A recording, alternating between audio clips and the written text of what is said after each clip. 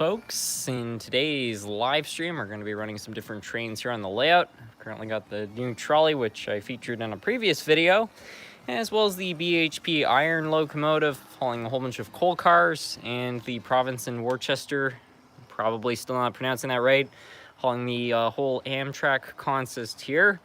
Anyway, I'm just going to quickly set it to live chat just to get everybody's messages here. A whole bunch of people joining in. Welcome, everyone.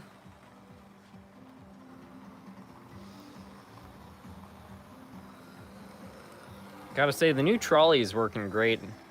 $9, what a deal. How's your day been? Not too bad. That's how I would pronounce it. Yeah, but there's a lot of New Englanders when I made that video saying I didn't get it right. I still don't know if I have.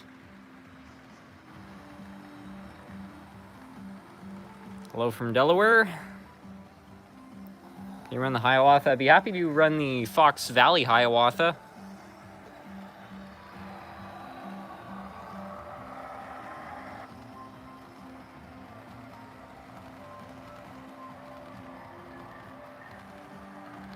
I'm your biggest fan. Can you run the trip? I don't know what the trip is.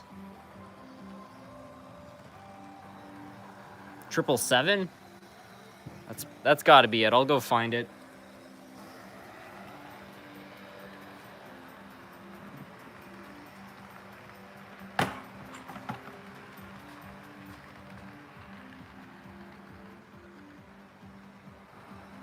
Can you run 777? Yeah, for sure.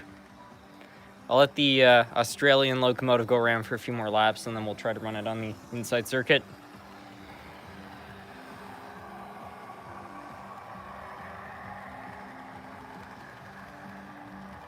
Norman Corey, welcome.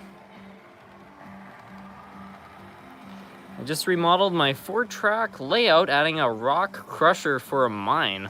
That's a cool addition.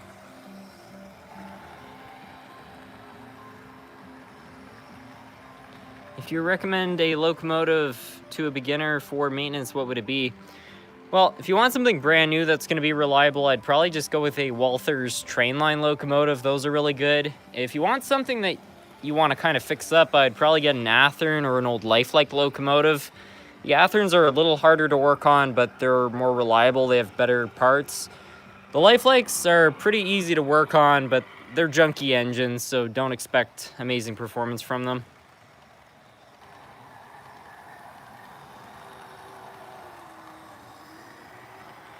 When are you working on your GG1 build?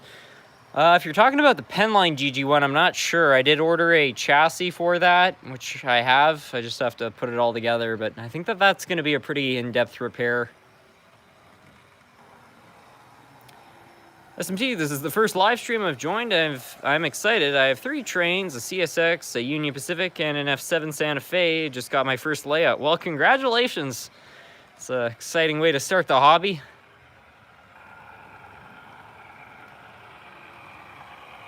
Can you run your best running 440? So I think that'd be an American, and I was running one in a previous live stream, and yeah, I definitely think I can make that happen.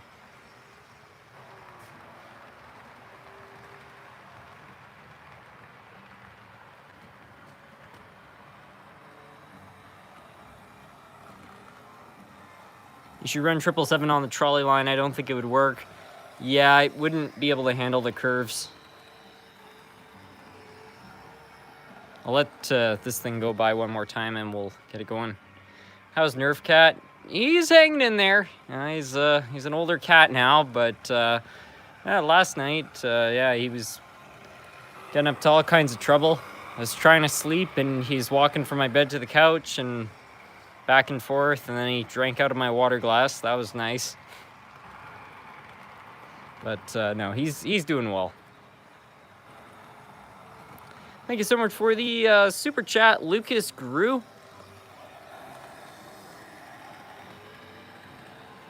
Hey SMT, are those Union Pacific high side gondolas I see on the inner loop? I have 12 roundhouse Union Pacific side gondolas that I run at my local club layout. Yeah, these are Union Pacific cars. They were sent in by David Z to G scale. Made by Walther's. They roll really well. I'm quite impressed with their performance. The weight is perfect. How old is Nerf Cat? I think he's 17 or 18, but none of us are really sure because we didn't get him when he was a kitten. He was a fully grown cat. But that was in the summer of 2009, so I don't know. He's an older fellow. Why is Nerf Cat's name Nerf Cat? I was walking through a Walmart or a Target, and at the time they had some Nerf dog products, and I just thought it'd be funny if they had a brand called Nerf Cat, which I think they actually do now. But I was just like, hey, Nerf Cat, I don't know, something's kind of ringy about that. So, live stream, I think it was one of my first live streams, the cat walked downstairs, and I was like, hey, what's up, Nerf Cat? And it just seemed to resonate with everyone.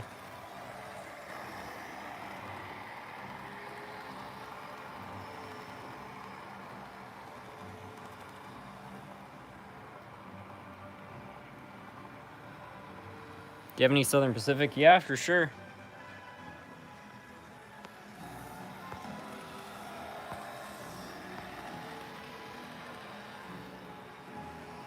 SMT, have you ever been to Southern Maine? Old Orchard Beach, Portland, Saco, etc.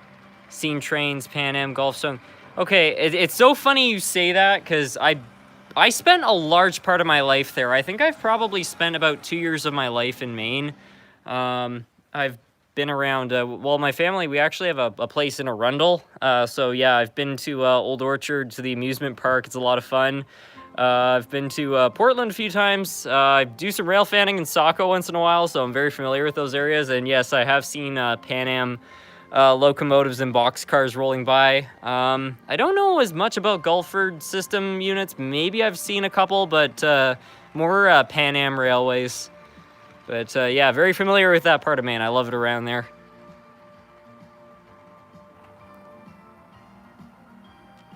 Can you show me the different types of couplers if possible? Yeah, I think I can. Let me just switch out the train. Thank you so much for the super chat, by the way, Gary T.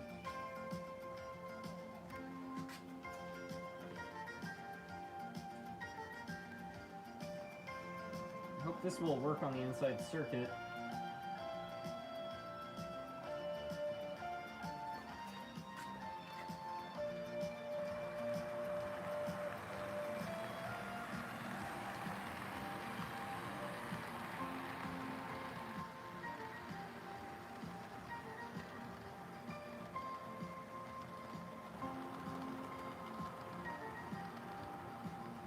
Do you own a BNSF GP35 or an SP Trainmaster? Can you run one? I'm not sure if I've either of those. But yeah, let me just go grab a car so I can show the different types of couplers.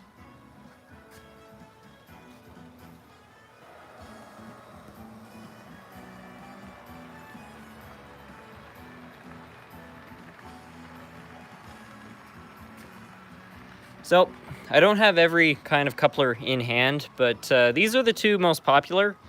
These are horn hook couplers. These are what you find on a lot of older stock from the 60s, 70s, into the 80s, 90s, even into the 2000s. They were still using these.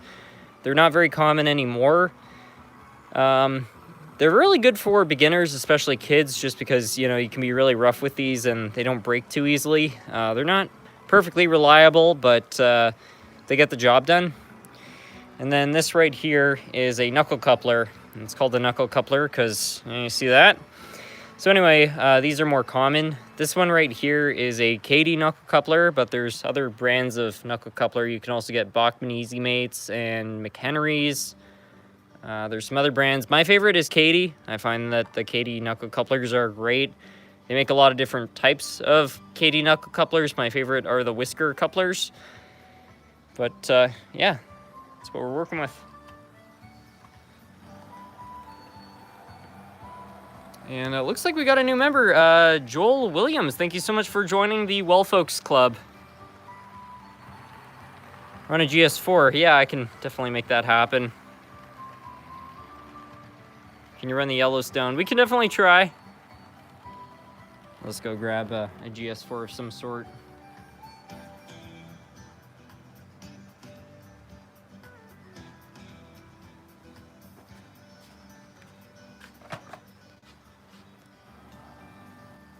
you own a cab for it? I do. I actually just fixed that. I'm not sure how well it's going to work, but I'll try to run that as well.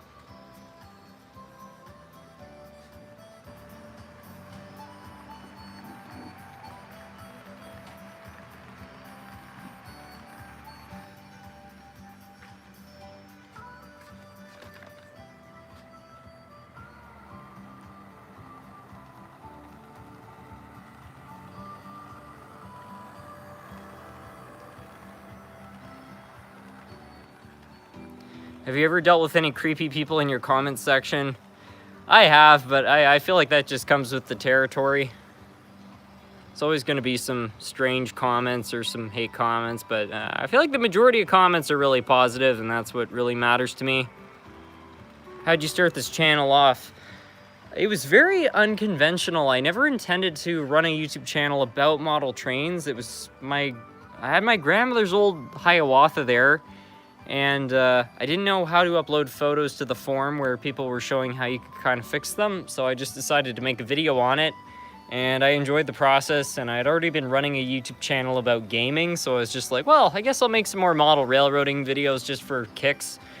And then people started showing up, and I kept making more of them, and I started to kind of like just become part of the model railroad YouTube community, and I just kept on it. And when I got to 10,000 subscribers, I thought, you know, that's it. I've succeeded as far as I'm concerned. Like, I was really happy with that. Never in my wildest dreams would it have gone over 100,000. Like, that just boggles my mind. So yeah, it wasn't necessarily a plan, but I'm very grateful for it, that's for sure. What got you into the hobby? I've always been into trains my entire life, and the way I got into trains, I think, was because my grandfather actually grew, well, he didn't grow up, but he had a house beside a tourist railroad. So every Sunday, my dad would drive me up to my grandfather's house, and he and my grandmother and my grandfather, they'd have coffee and they'd tell stories. I'd usually watch some Gilligan's Island, and when we heard the whistle in the distance, we'd go down to the track and we'd lay out pennies and watch the train go by. And I think just growing up with that, I got into trains. And then my dad had actually had an HO scale setup when he was a kid. So one day when he was I don't know, I want to say it was probably about 2006 or 7. He took me over to my grandmother's house, and we dug through a whole bunch of stuff. We dug out his old box of trains, and he showed me every single piece. And at the end of the night, he said, you can take one locomotive home. So I took home a Lifelike Santa Fe, and that was in November of that year. And so for that Christmas, I asked for a train set, and that's how I got started.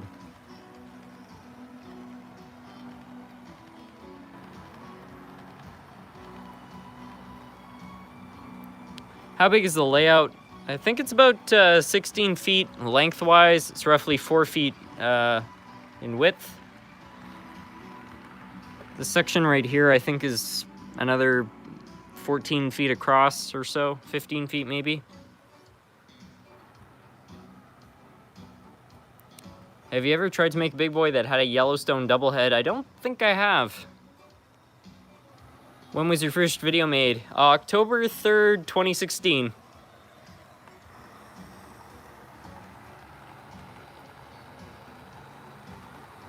Do you have the Lionel battery-operated Silver Bell Express? I can't say I do. I don't have any battery-powered engines.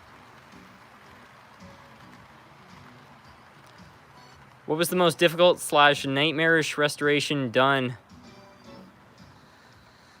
I have a few of them. I bought a Hudson way back, I think it was like 2018, and that thing was horrible. The guy said that it just needed oil, and then when I got it home, it had zinc pest, and I had to rebuild the entire drivetrain from bits of brass and stuff like that. That thing was really tough, but I've definitely had some other ones. I'm just trying to think. There's been a few. The old first-gen Bachmanns, every one of those I've ever worked on has been tricky too. I had the same kind of tourist railroad near my grandparents' place. Every time I'd go, I'd beg to go over to the tournament and see the caboose and the S&C train.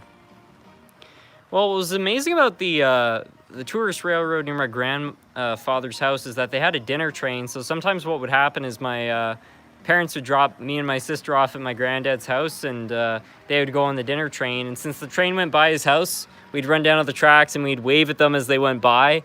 And then we'd get in his car and we'd race them all the way up to the town where the train was turned around, which is Wakefield. And we'd meet up with them. We'd watch the locomotive be turned around, and then we'd go back to his house and then try to catch them on the way back. And that was just so much fun, just chasing the train. It didn't go very fast, but yeah, I got a real kick out of that.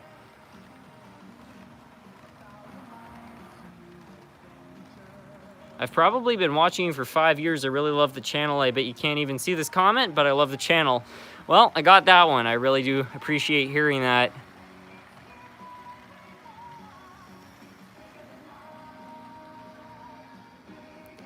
SMT, I have a question. I got a Lionel battery-powered operated Silver Express toy train set, locomotive tracks remote, authentic train sounds and lights.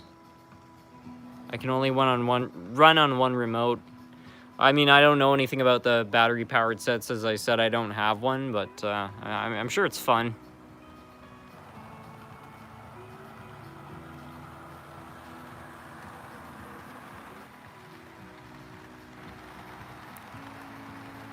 Did Tyco ever make a GP20 with dynamic brakes? All the ones I seen lack dynamic brakes.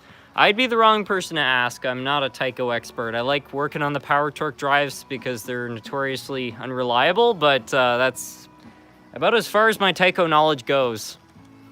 Somebody else would know a lot more than I do about that.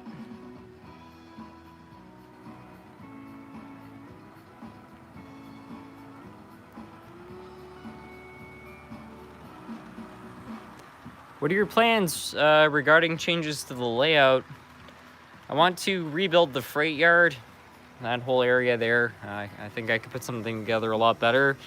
I want to kind of redo this line right here around the layout, get that working better,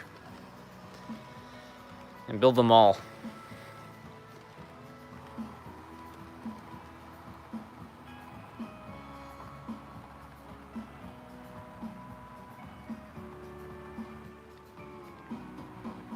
What's your favorite model train? My grandmother's Hiawatha. It just means a lot, especially since it started this channel.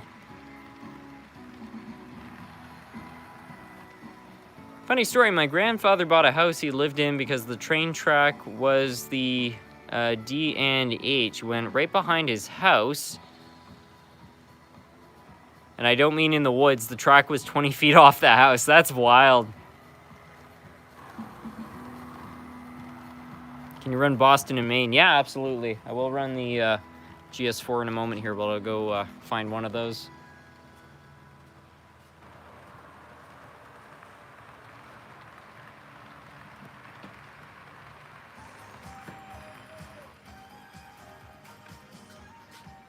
Well, this is Maine Central, but close enough.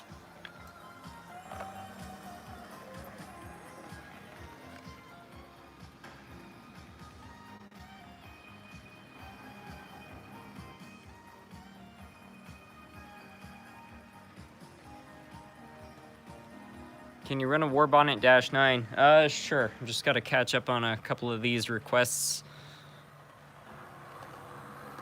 And Red Gray 99, thank you so much for joining the Well Folks Club. Or I think you rejoined, I don't know.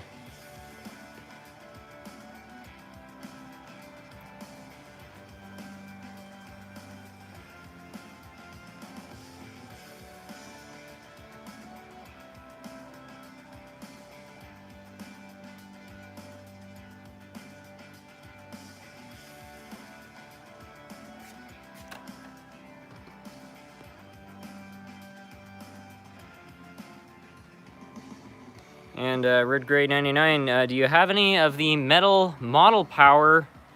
Comments just keep skipping by.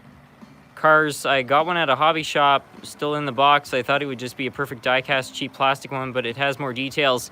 I don't have any of the metal train stuff from Model Power in terms of rolling stock, but I do have a metal train locomotive, and it runs beautifully. It was a great product. It's too bad Model Power didn't end up sticking around.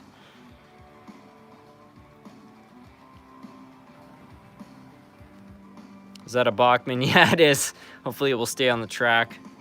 I haven't had the greatest luck with these things in terms of derailing. Can you explain what happens when a motor overheats? If you can show an armature, that would help. Yeah, sure.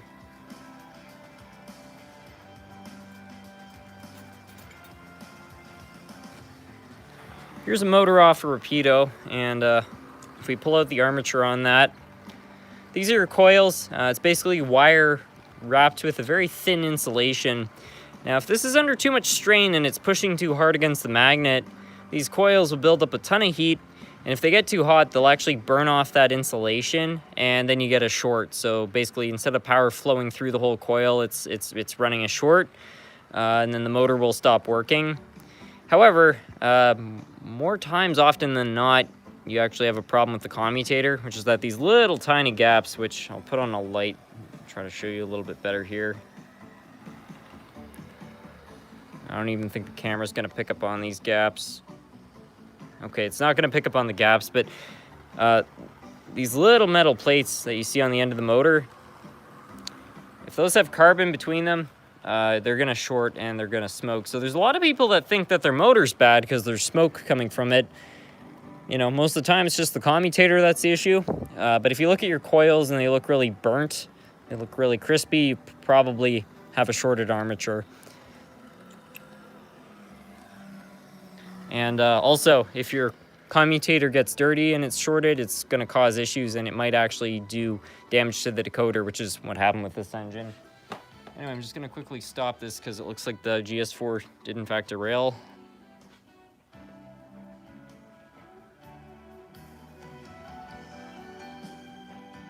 I wondered how long that would take.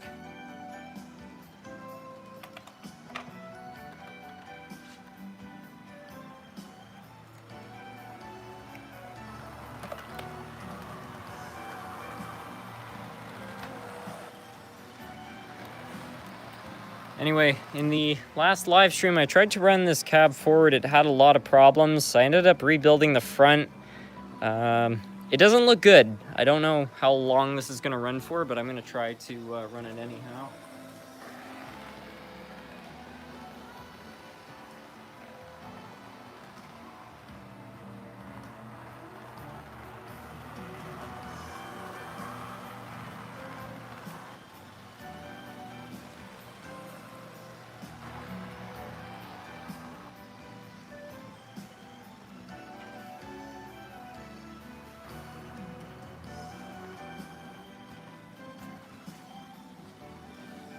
Steam power, yeah, exactly.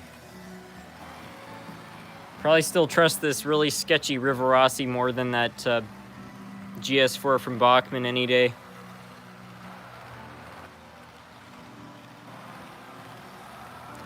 Can you show your Polar Express model? I don't have one. Have you ever got a brushless motor for a locomotive? I've never seen that. I'm not aware of any in production. I feel like it would be a good idea, but you'd need an inverter because most controllers use DC squared for DCC, or they use regular DC power.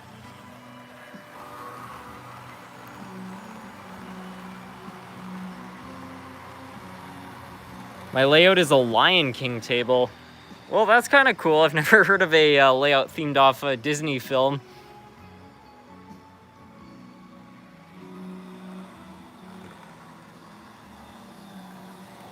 Nerf Cat's sleeping. Yeah, he's probably upstairs on the couch.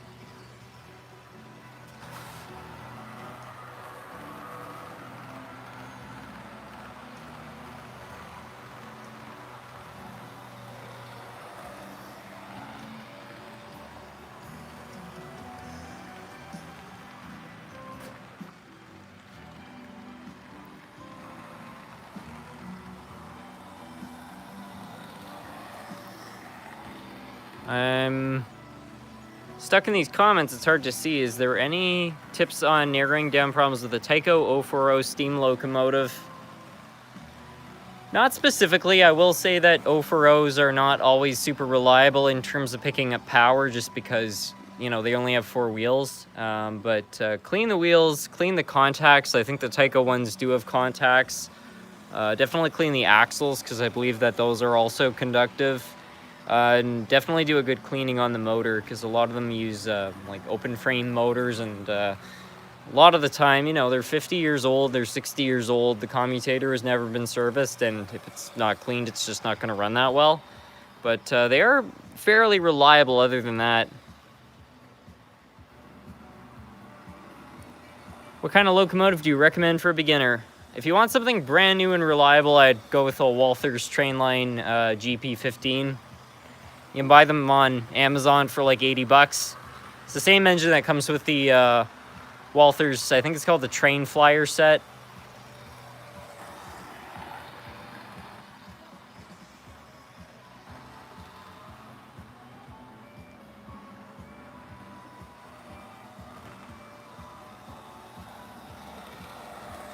Have you ever seen a Bachmann Spectrum ON30 locomotive? I've seen them at train shows. I don't currently own one though.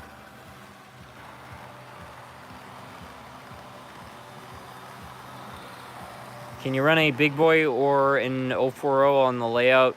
Let's see, I just got the big boy running recently. I'm just trying to remember where I stored it. I'll run an 040, that'll be a lot easier.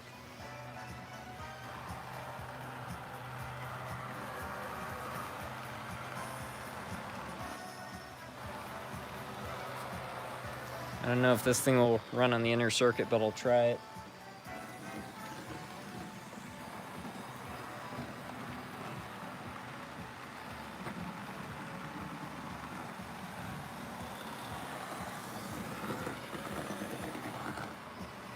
Gotta hold it back so it doesn't crash into the trolley.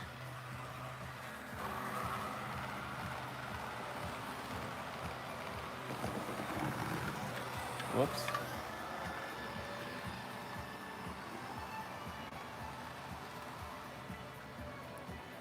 Do you have any tips on fixing a locomotive that wobbles when it runs? I'm encountering that with a steam engine.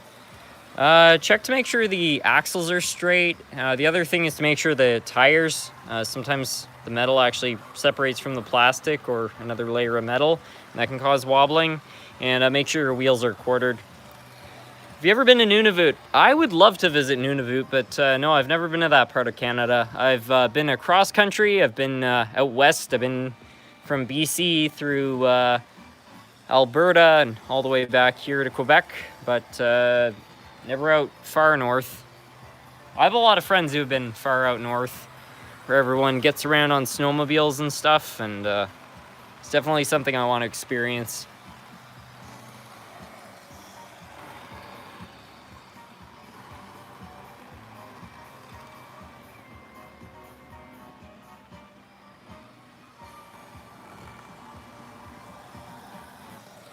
Where'd you get so many trains? I've been collecting them for over 20 years.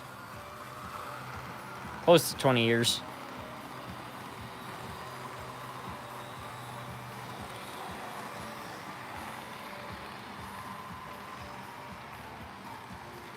What's a really cheap train you would recommend for a 9-year-old type?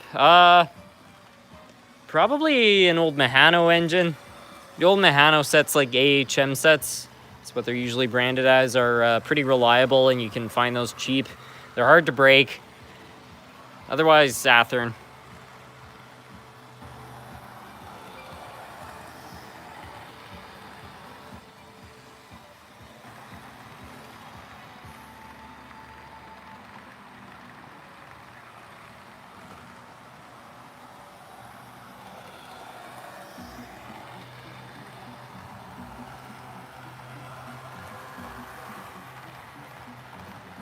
AHM RS2s are good starter diesels. I'd agree with that.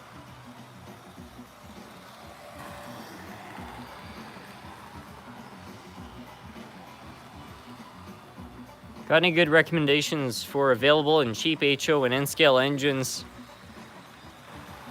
I would probably say train shows, although for availability, those are not perfect because most towns only have like one a year.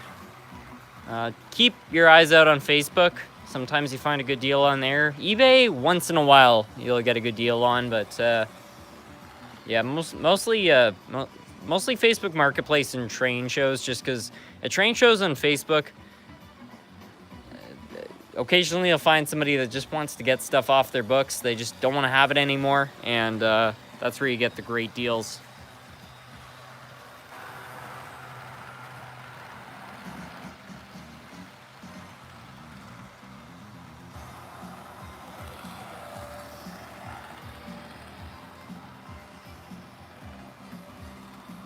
The most expensive thing in my house is a $700 Rivarossi Big Boy. It must be one of the new ones. The one I have right here is, I think probably, well, it has to be pre-2004 because it's genuine Rivarossi, but yeah, it's not quite that fancy. I think I paid 50 bucks for this thing, and it acts like it.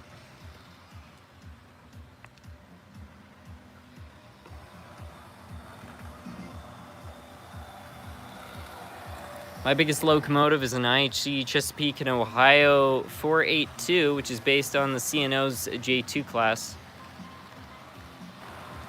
How do you fix a train with a clicking sound? If it's a diesel, you've probably got a cracked gear. If it's a steam engine, I would check to make sure it's quartered and that nothing on the drive rods is making contact.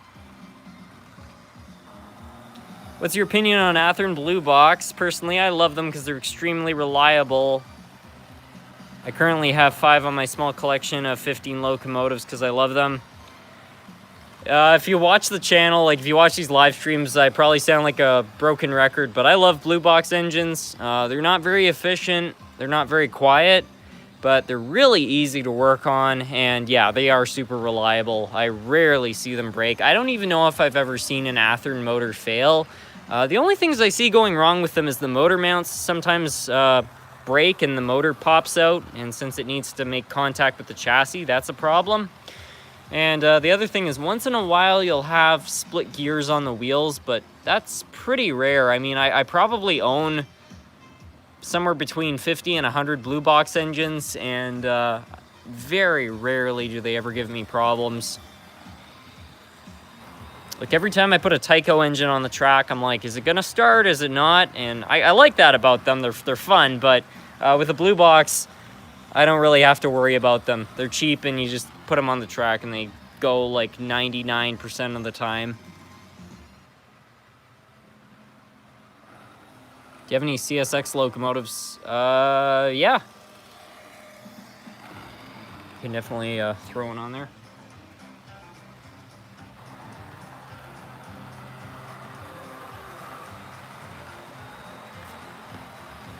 These are the kind of locomotives I usually see leading freight trains when I'm out in Maine.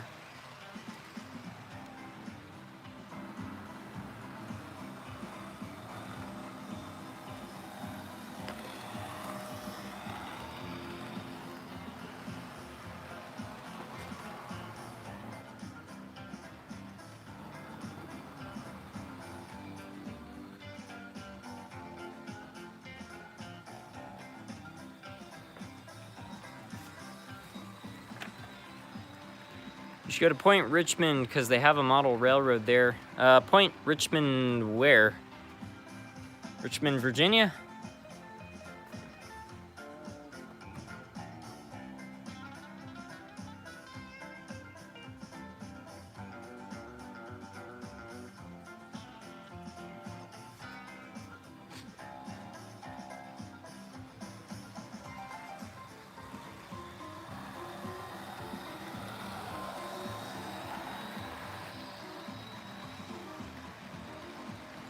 Can you run any Canadian Pacific locomotive? Yeah, sure, I'll go grab one.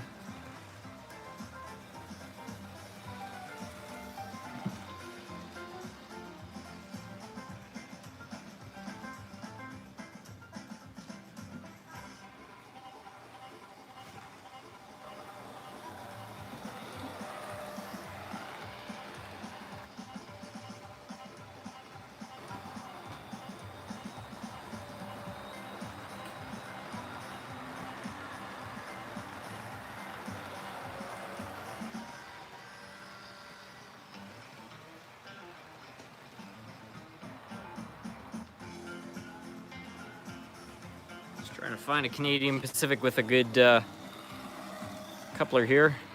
Any Monon stuff? I feel like I have at least one Monon engine. I don't know, should I dare run this thing again?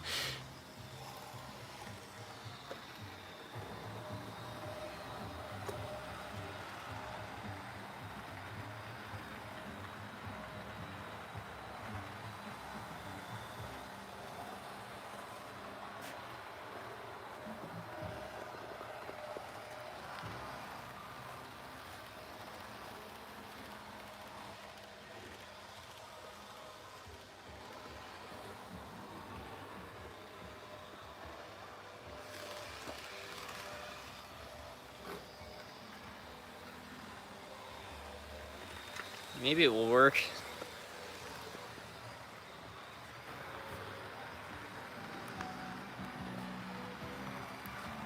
What music are we listening to? It sounds good. Let me see.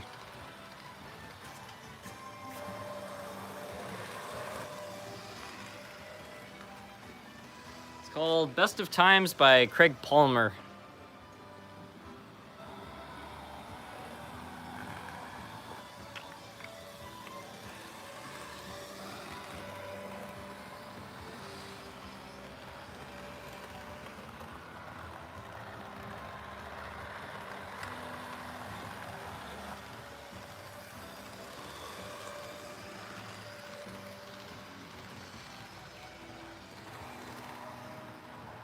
I'm sorry if it sounds like I'm bugging you, SMT. I don't get to Q&A model train guys every day. Yeah, it's all good.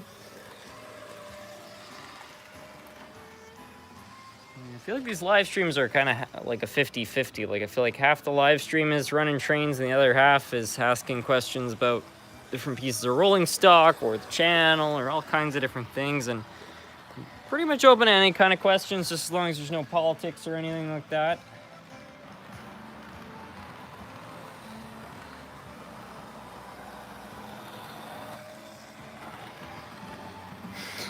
So much for that working well.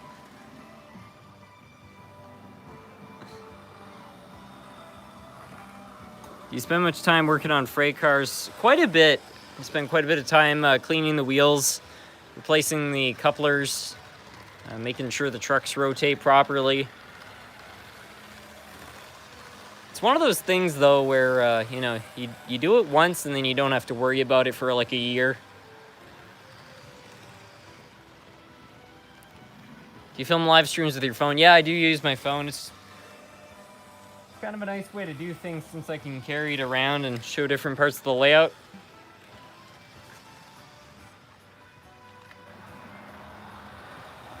We'll try throwing on that Maine central engine. Canadian Pacific didn't work so well.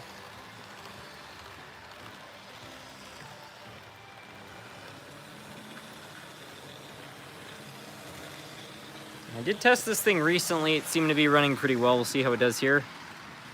Have you ever been to the California Railroad State Museum? I can't say I have. The closest I was ever there was, yeah, I think the closest I've ever been was LA.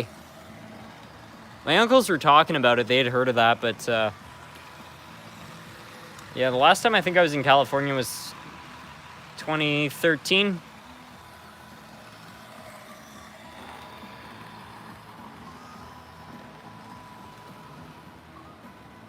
Do you ever find out what was wrong with that Scale Trains engine from the last live stream? I haven't run it ever since. It's literally in the same spot it was from the last stream. Hopefully it's okay. Somebody had a theory, which is that since one engine might have been working harder than the other, maybe the motor was just overheating a little bit, which is possible. I really hope that's the case, because I really don't feel like sending that back or working on it myself, frankly.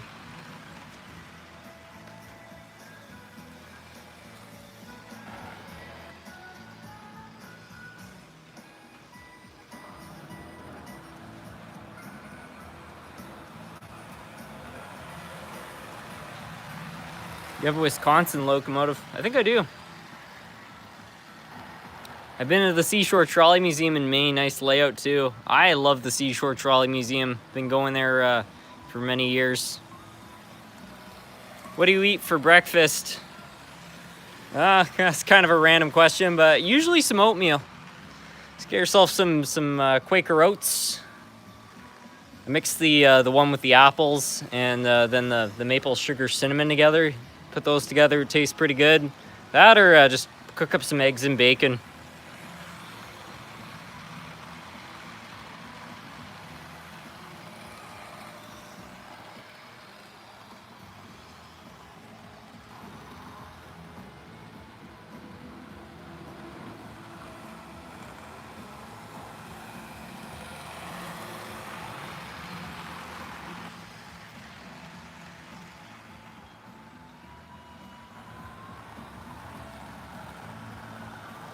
What's your opinion on trying? I have a huge collection. They're not the smoothest runners, but I really like the old Hornby trying stuff. They're really easy to work on, and they seem to last forever. I mean, those were not really considered high-end locomotives of the day, and some of them are over 60 years old, and they still run great. Really, really good British engineering on them.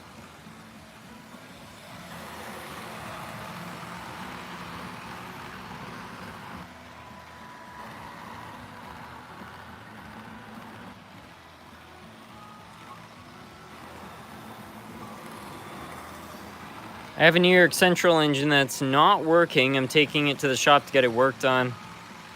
Hopefully they have a good mechanic there. Can you run a Warbonnet -9? I did say I was gonna run one. I'll go grab that.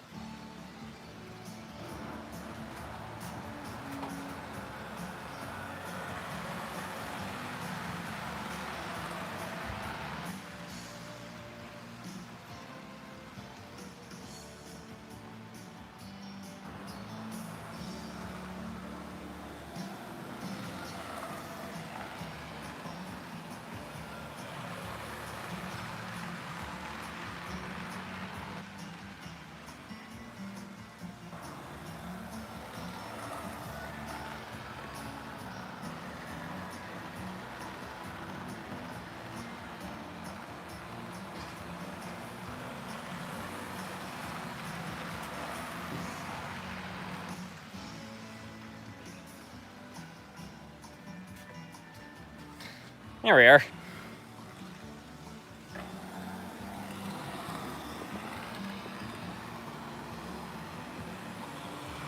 When are you going to announce the winner of the giveaway for the HO engine? I don't know. I want to give everybody a good time to place a comment for that. So whenever I announce the giveaway too close to the video, there's a bunch of people saying, oh, well, I wish I had known, I would have entered.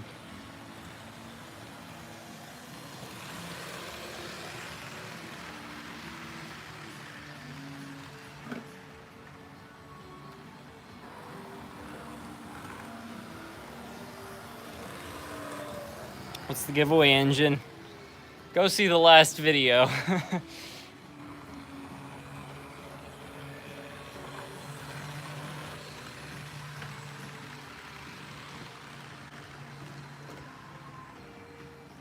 Hey Harrison, is a paintbrush a soft thing to dust off a locomotive? Also, what glue do you use for your buildings?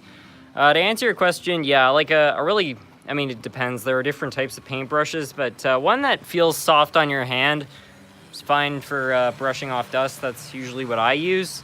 As for what glue I usually just use Gorilla Glue.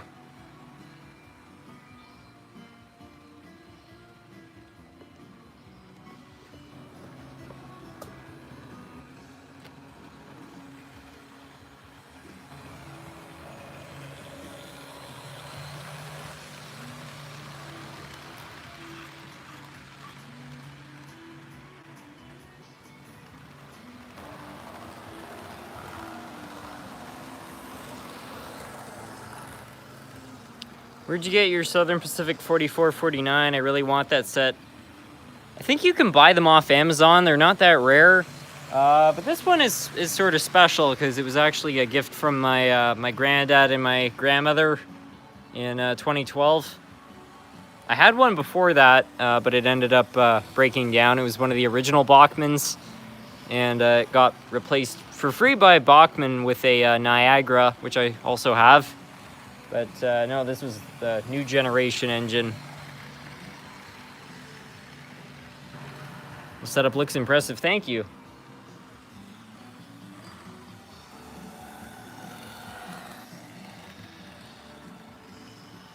Do you think that Manto and Tyco steam locomotives are reliable? I mean, regular Tyco powered tender-driven engines are not very reliable, but yeah, the original Manto Tycos are reliable.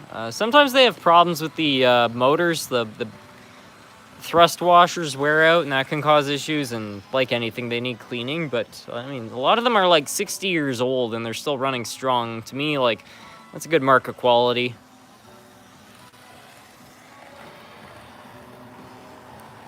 Harrison, do you know about any other Swedish steam engines that made its way to North America? I'm only aware of two. One is the E2, which is in, my area, but there was another one which was shipped to Unity, Maine. I can't remember what kind it was, but I think that actually ended up in Texas years later. I'm a Tyco junkie. They are fun locomotives. I don't think there's ever going to be a Tyco again. Like, there's nothing quite like them. I think the Maine Central derailed over there. Are Tyco streetcars good to run? I find that they're fairly reliable. Again, they only have four-wheel contact, just like an 040 steam engine. So that is a problem, but there's also not very much to go wrong. So if you clean the wheels and everything, it's all good. How do you ship the giveaway item? Usually I reach out to whoever wins the item, and then I get an address to ship it to, and I just mail it off. And just hope it's a place that's not too far away. There's one time somebody won, and they were from Tasmania, Australia, and I was like, oh, I hope I can even ship it there. And I think the shipping was only $30. It wasn't even that bad. But it was really sweet because the guy who got it, he and his son watched the channel, and they actually made a video of like opening up the engine and running it around their layout, and that really meant a lot.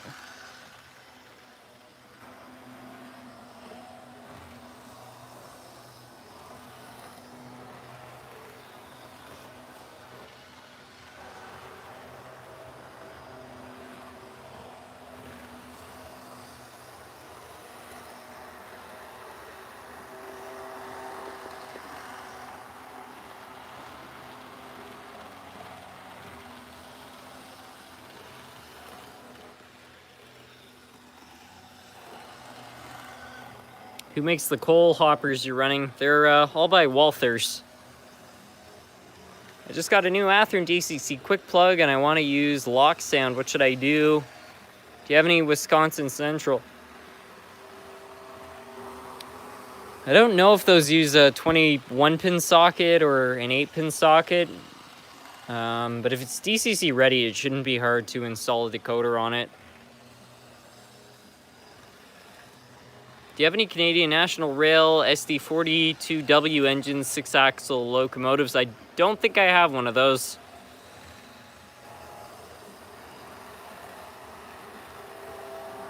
The manual said an 8 or 9-pin. I've never worked with a... well, actually, it's not true, because I think I installed an 8-pin socket on the Tyco engine I put sound on. But yeah, I'm not sure which decoder would be best for that. But just make sure it's an 8-pin, because some sound decoders are 21-pin.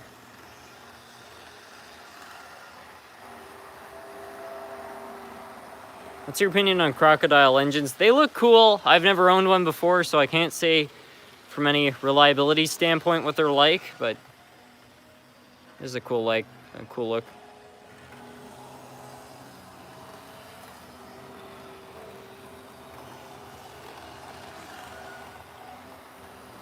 What's the reason for hearting comments on the last video? I try to do that with every comment, just to acknowledge that I've read it.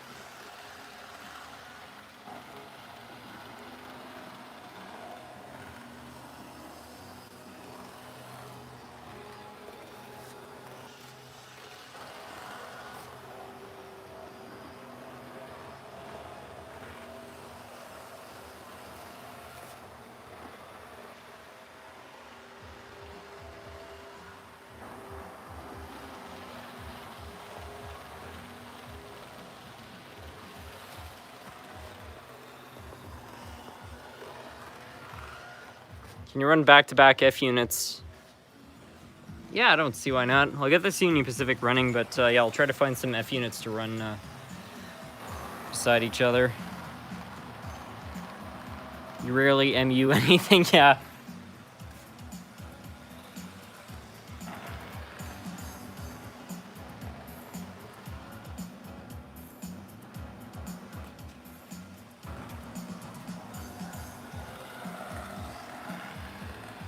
Can you switch out the trolley for a shunter? Well, I did say I was going to run an American engine earlier, so maybe I'll put that on.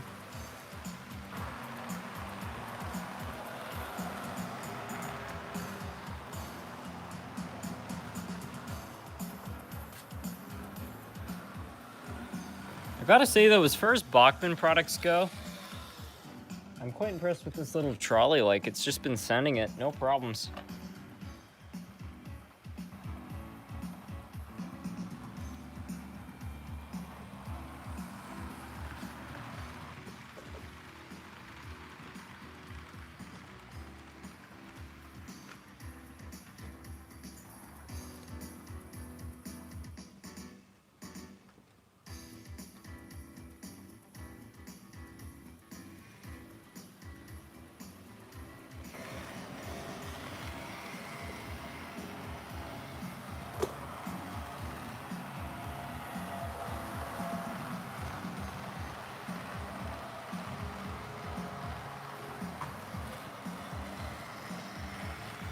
Looks like the Union Pacific has wrapped around and hit its own train. That's nice.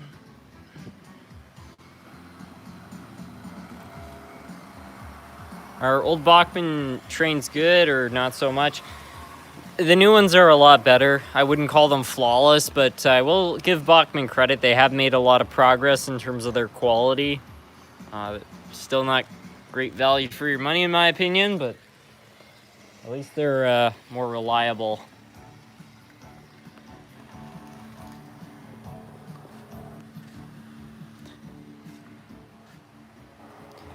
I'll see if I can find a couple of F units to double head here. I'm not really sure. It'd be great if I could find a couple of Athearns, because I think those would just kind of work right away with each other. That or a couple of lifelikes.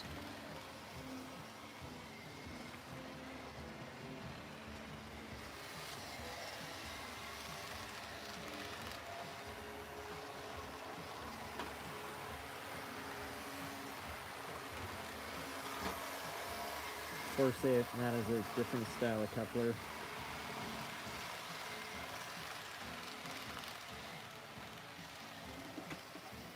Although, this is a front coupler, I wonder if that would work. Yeah, it's missing its back coupler, of course.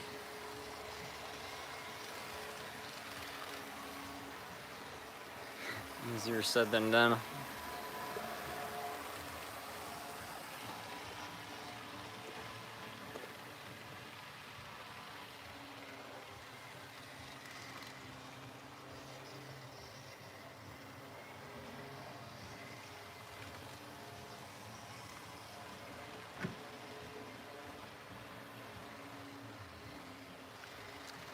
Why do you not live stream on weekends or afternoons? I usually do live streams on some weekends.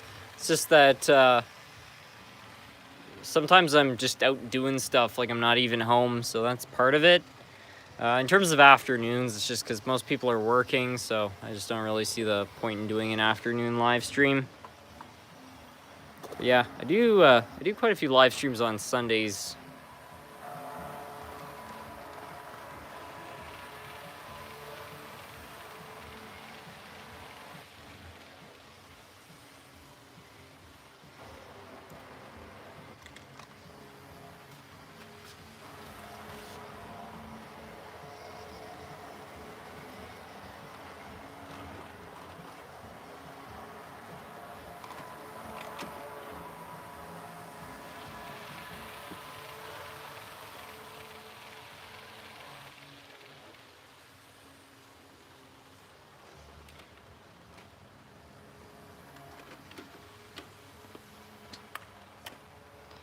Okay, I'm gonna try to MU these two locomotives. We'll see if that works.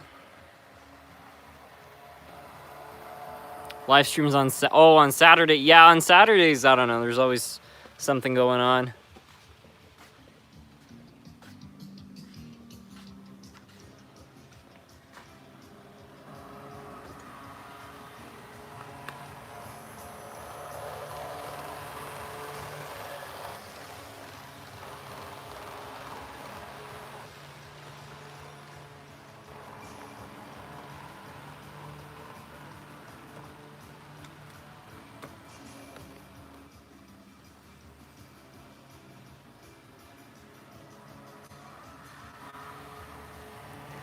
Gotta go retrieve those cars there.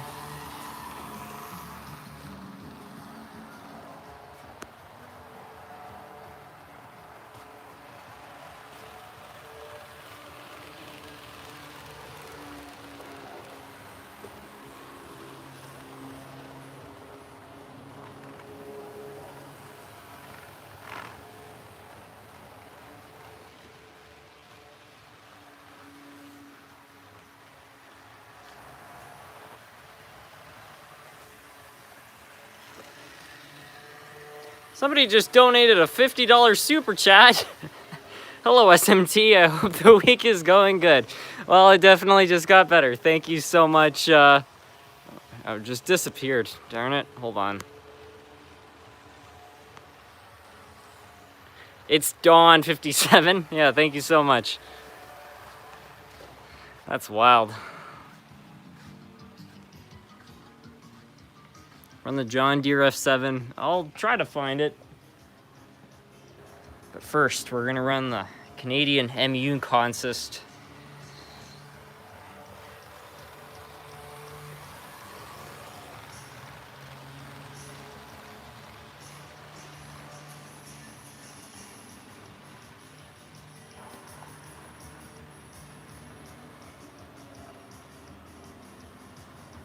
Yeah, look at that.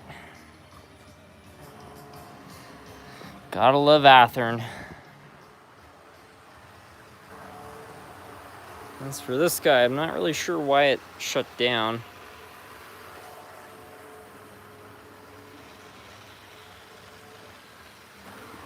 Okay.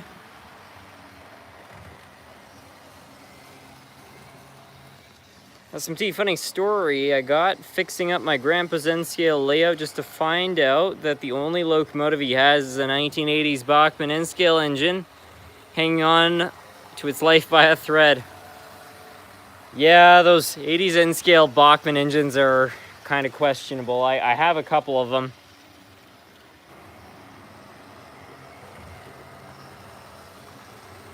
Where's the strange woman? Well, she's at home.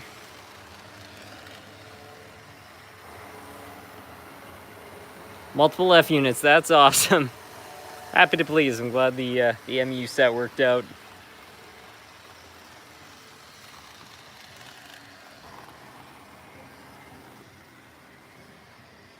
Love the old Athearns, they work with minimal cleaning. Yeah, exactly. You clean the wheels, throw some fresh oil in them, and they pretty much just go.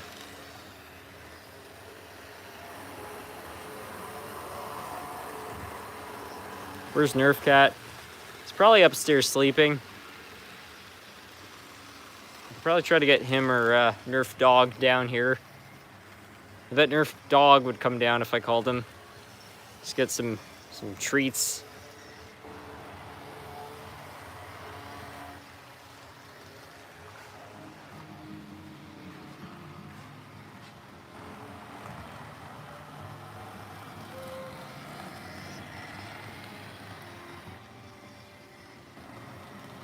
Fun question, if you were to make an HO scale starter set, what would you include?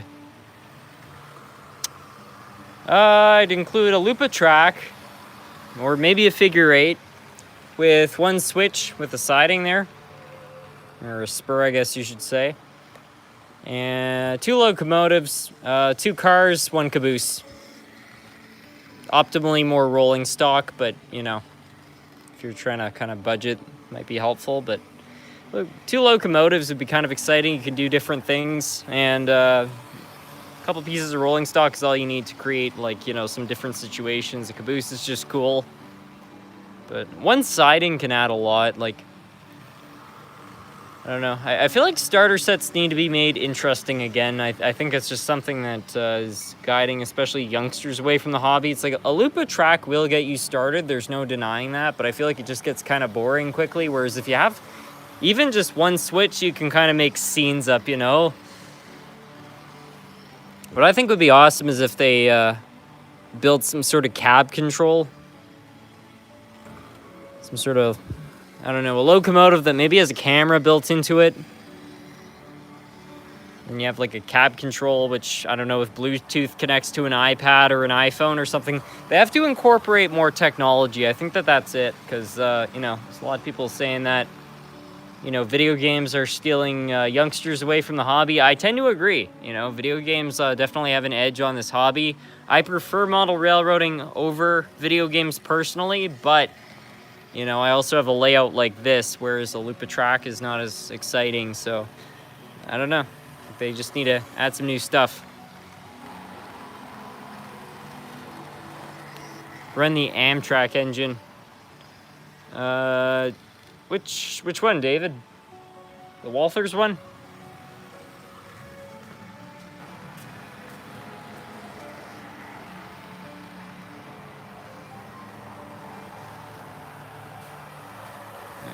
This guy?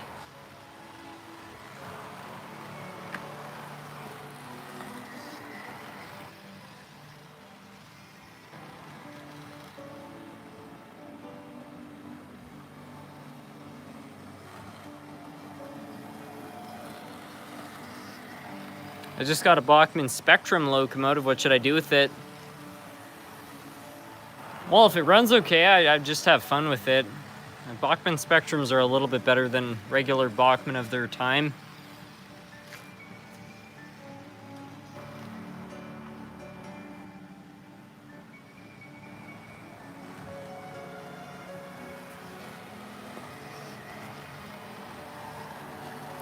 Conrail or no rail?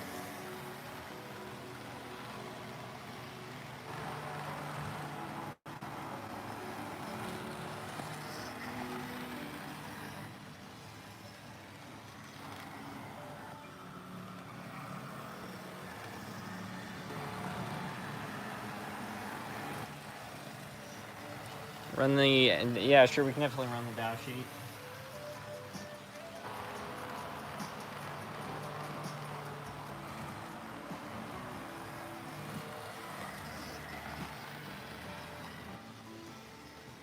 Manto actually made the Chattanooga Choo Choo. I thought Tyco made that. Tyco did make that until 1993, but for the final year of production, just before Tyco went under, Manto produced it. And so it was the same idea, it was the same set, but it had a Manto drive, and they were a lot better. Any Amtrak I had one. Yeah, sure.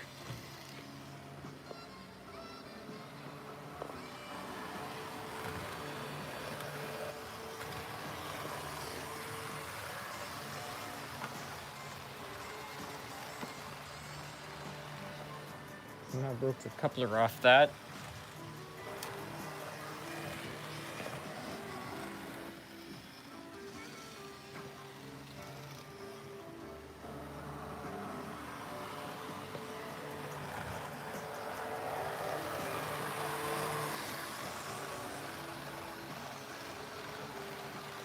Coupling fell off, yeah.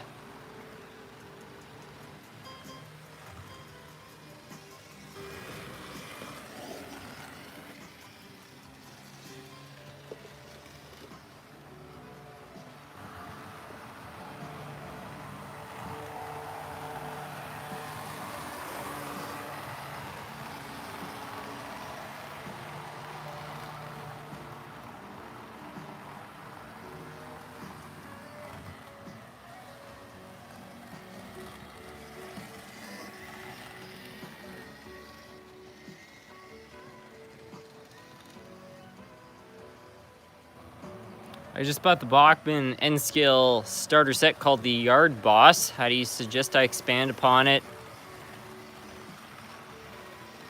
I think that Bachmann does sell N-scale expander packs, which come with some switches and stuff, so that might be something fun. But I think what would be great, if you have the budget, just buy yourself another starter set to go with it. I don't know, maybe get yourself a diesel starter set if you want a diesel, or get another steam set, and then get an expansion set, and then mix it all together. And I think that should provide for a lot of fun. When will you do more unboxing videos? In the near future, there's plenty of boxes to open up, so I don't think that it's going to be a long time. Have you ever heard of a YouTube channel called DMR Railroad? That name rings a bell.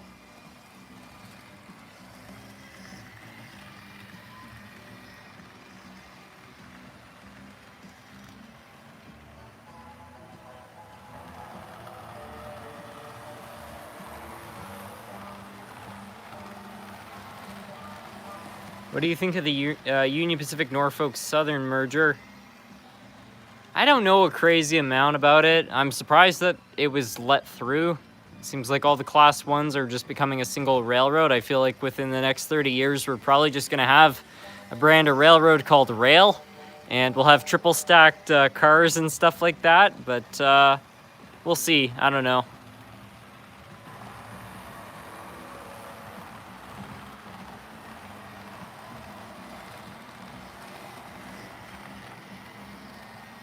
The DMR Railway, is somebody talking about you? Maybe so, I don't know.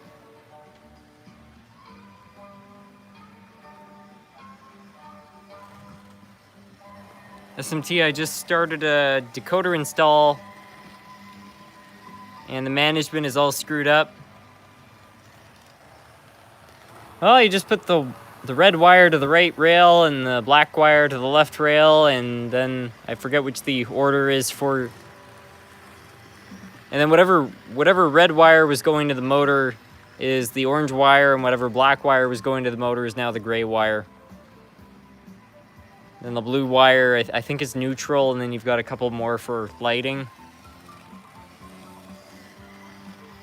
I got to visit Little Canada a couple weeks ago. Was that with Sparky's whole tour?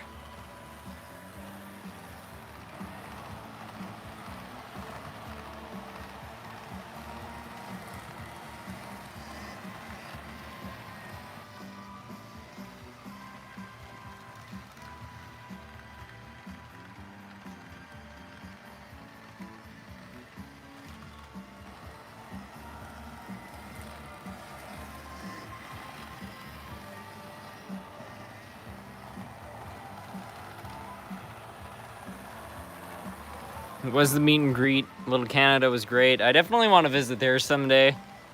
I've seen videos of it. It looks amazing.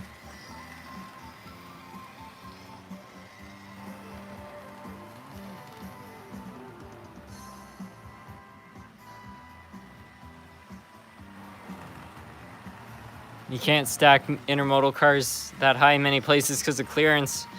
Yeah, but once all the class 1s join, they're going to form a railroad called Rail, and then they'll be able to stack 3 cars.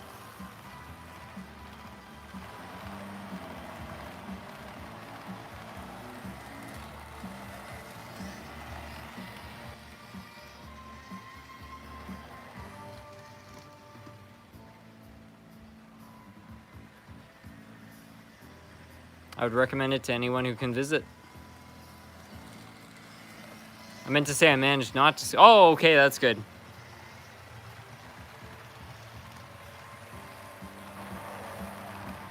I really hope all the Class 1 railroads never merge. I hope so too. It just seems to be the trend. I mean, not too long ago, we just had Kansas City, Norfolk Southern merge with Canadian Pacific, and now we're having the Norfolk Southern Canadian Pacific merger. I don't know what is going to be next, but I feel like another one is going to be with... In probably the next 2 years, I feel like we're going to have like a third major merger. But I feel like if it just continues like this, we're just going to have them all kind of cling together, and then we're just going to have one major railroad.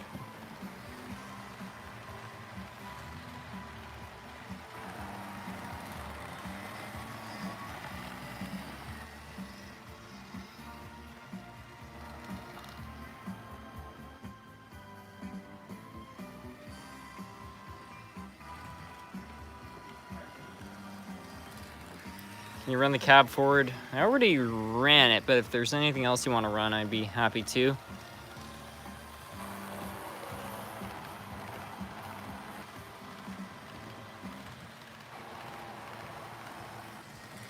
Looks like we got another super chat. I'm not crazy into model trains, but your videos are relaxing to watch. I found your channel through a video you made on an old Shikansen model. Well, that means an awful lot, especially coming from somebody who's not even into trains. I'm guessing that must have been the one about the KTM brass model. That was fun to work on.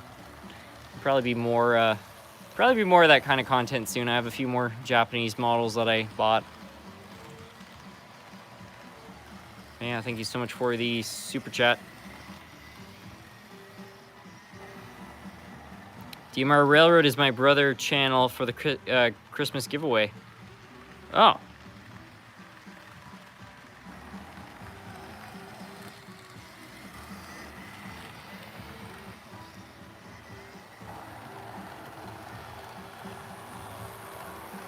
Run a Southern Pacific. Yeah, sure.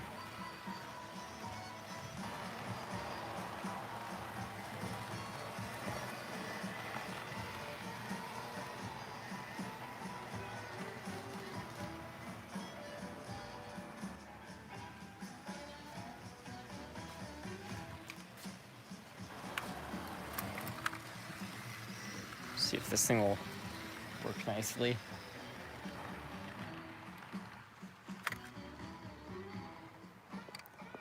Skeeter8, thank you so much for the $25 super chat. I don't see any message connected with it, but I do appreciate it. Very generous.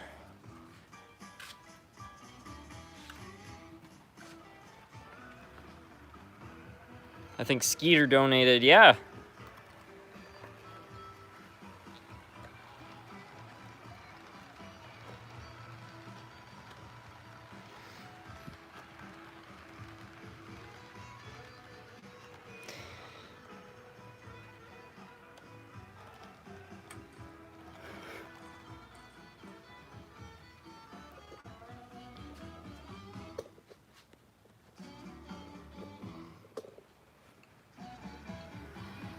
Hopefully this thing can handle these turns.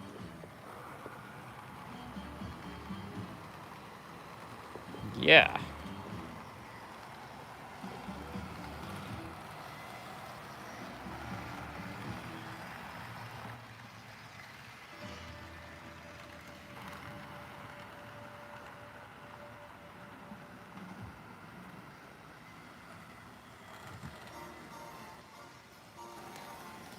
$574 Skate, thank you for the $5 super chat. Your input on number 301 being restored. I'm a New York Central fan, and I finally get to see NYC get some love. Pennsylvania was getting way too much spotlight.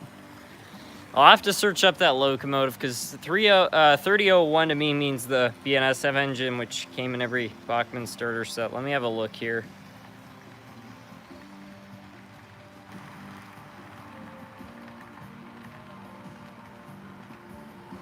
Oh, yeah, okay, I have seen pictures of this. Yeah, I'm in full support of that.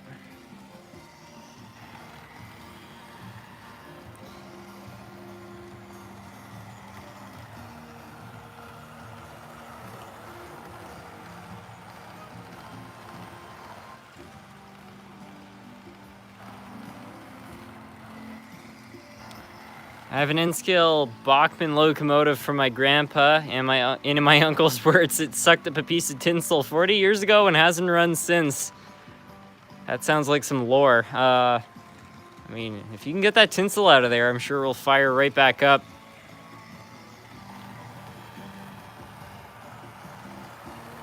SMT stands for Scrumptious Model Trains. That's correct, yeah.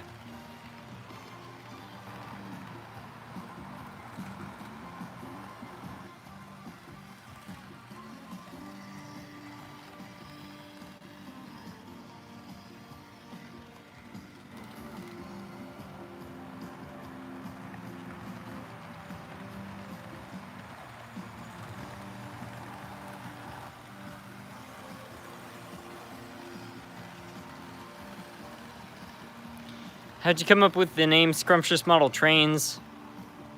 It was because of the movie Willy Wonka. If you look at the chocolate bar, it's called a Scrumptious bar. And at the time I was building the whole Hershey factory, and this thing was my Charlie in the Chocolate Factory. So it's just like, well, we'll name the channel after the chocolate bar that was in that movie, and then just model trains. Pretty self-explanatory.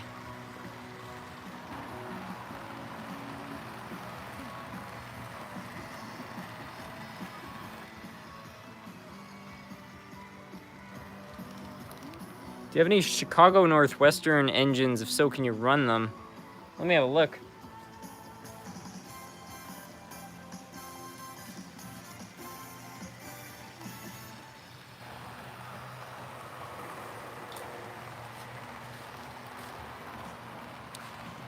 So I have the right railroad. Unfortunately, it only has a front coupler. The back one is not doing so great. But it is an Athearn, so I'm just going to throw it on there and it'll probably be all right.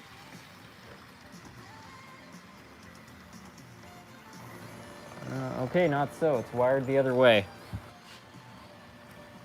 What do you think about DCC? It has its perks. I mean, generally, since I'm just running stuff around in a loop, I don't really worry about it. I just run DC stuff. But DCC is great if you're running stuff in a yard where you have multiple locomotives, or if you're running stuff on a club layout where you really like sound features. It definitely can add a lot to the experience. Hopefully Lionel makes an MTH 3001 when restored. That would be great. Thanks again for the super chat. SMT, how's the 1206 running? Thinking about building another one. I was running it in the last live stream and it was perfect. I'll get it out here so we can run it in a sec, actually.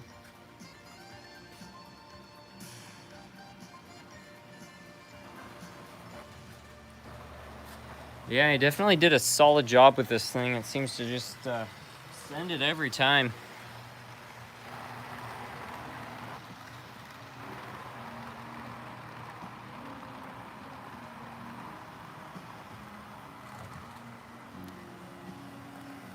You should run a Lifelike F40 specifically from a freight railroad. I like that idea.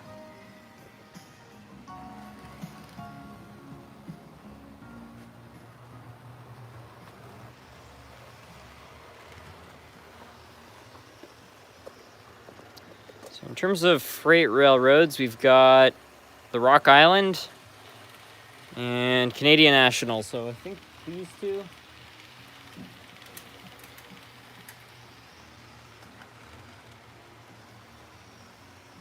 Caltrain and stuff. I think the rest of them are passenger.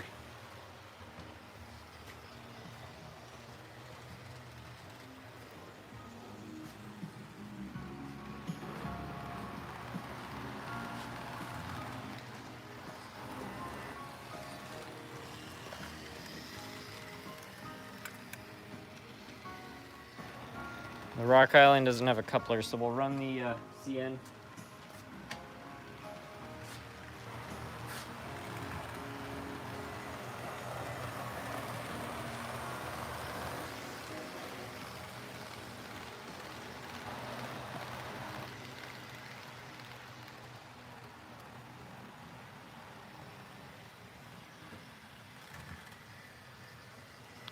We'll be restoring a Lifelike or a Varney Aero train tomorrow. Apparently it has motor issues. I've never worked on one of those before, but it does seem like a fun model.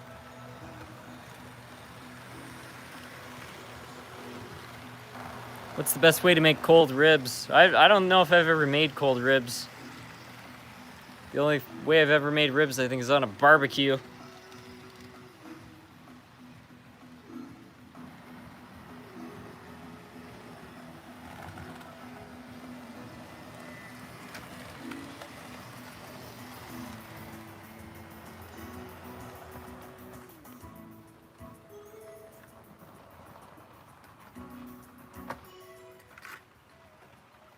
I wonder if this Lifelike will have the jam to haul this train here.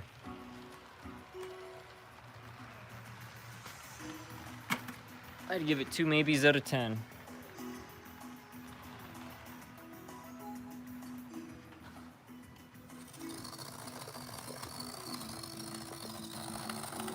That doesn't sound like it's having a great time. Sure, sure.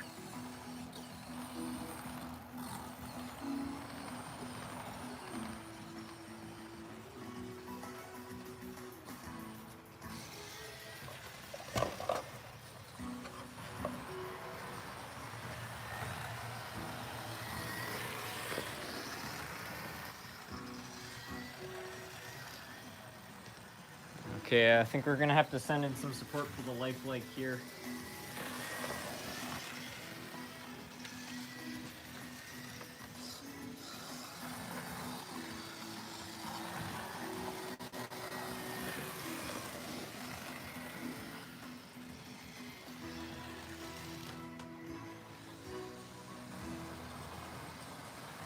Teamwork makes the dream work. I think it needs a tune-up. It sure sounds like it.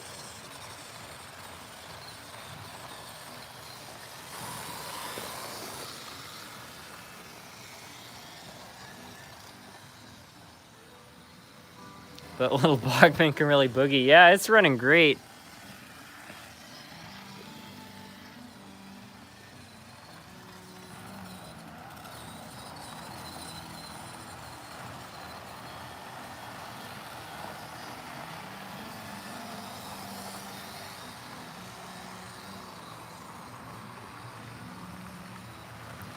Clever idea, using the Rock Island as a DPU. Yeah, exactly. So good a DPU that it's taken over the entire job.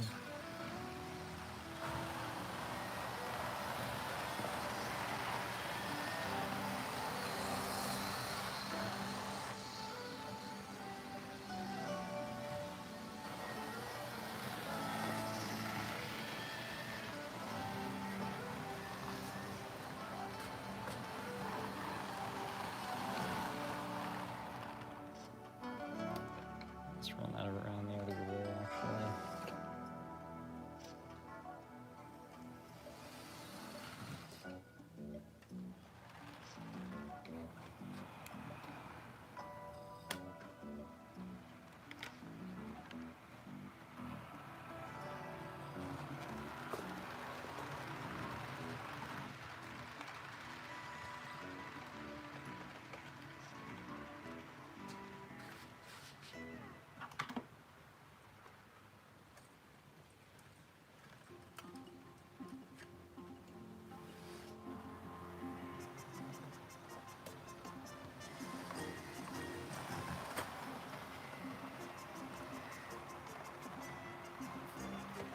SMT mainline engine does not want to start.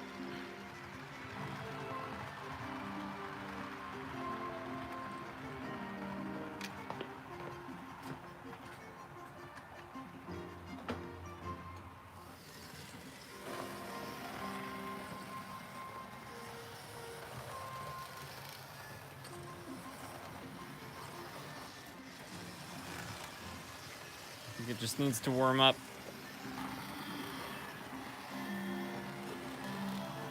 I wish the life leg made BF40s and N scale. I'm surprised they didn't.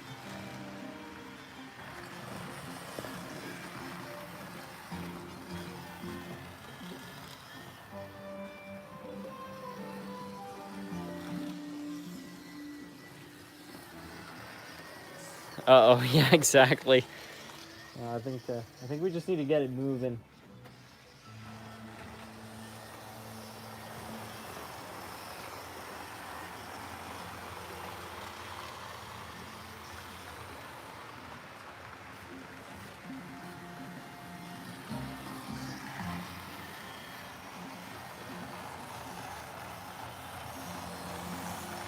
Seems to be running quite nicely now.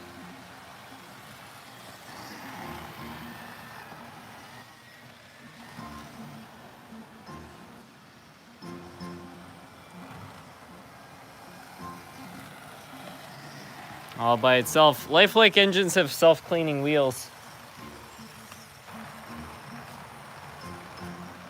Before anybody thinks I'm joking about that, it's because the wipers cause resistance on the wheels a little bit, so these are always dragging just a tiny bit.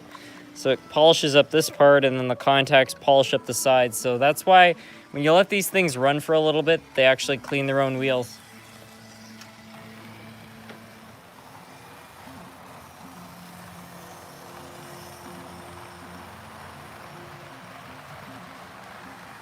My dad was a mechanic for the Chicago Northwestern and the DM&E for 37 years. His claim to fame was dumping an engine onto the bottom of a turntable. That must have been an exciting day at the yard.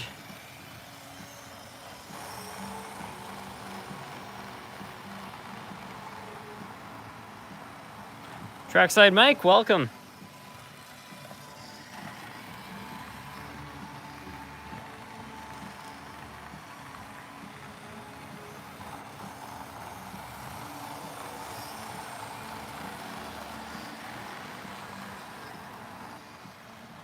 Hello, SMT. I'd love to ask you a question. Yeah, go ahead.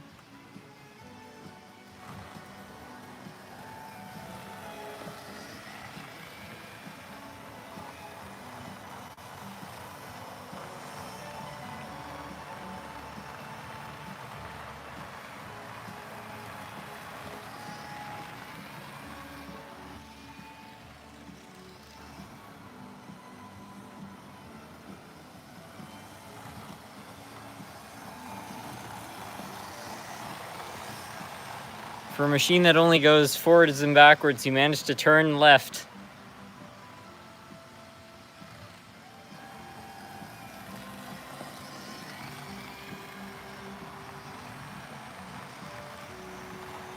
Do you watch college football? If so, Ohio State or Michigan? I have to say Michigan because my dad is from Ann Arbor.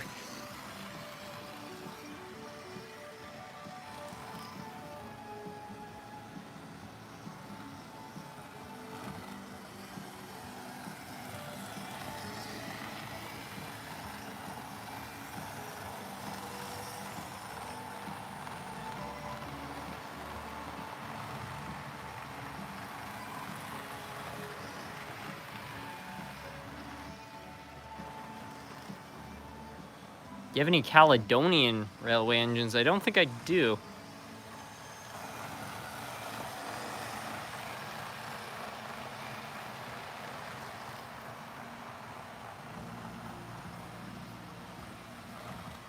Gotta go for OSU. My folks from Xania.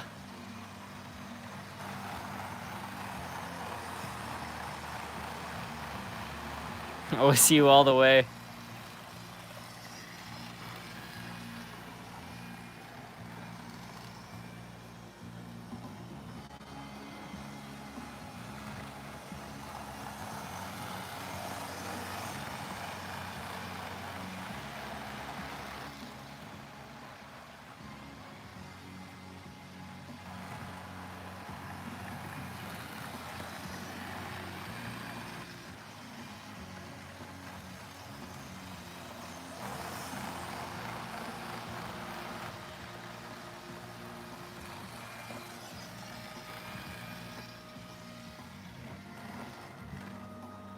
Looks like the American derailed.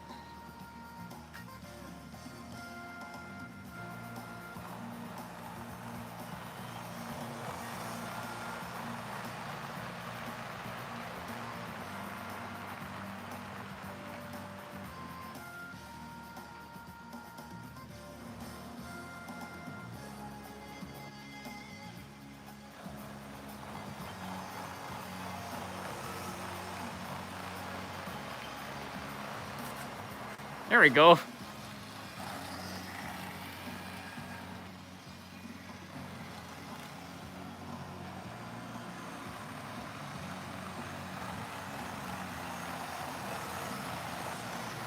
Run the F-40s are coming. I can't watch football. I get bad anxiety when I manage to get into the game. I haven't watched much for football. I'm not like a super big sports guy, but I did go to Michigan with my dad, my grandmother, I think back in 2018 or so, and we went to see a game, and it was pretty cool. I loved it. I like the spirit. They had a couple of jets fly over. It's like, it doesn't get more American than that. Went and saw my grandmother's old house from like where they used to live out there. That's where my dad was born.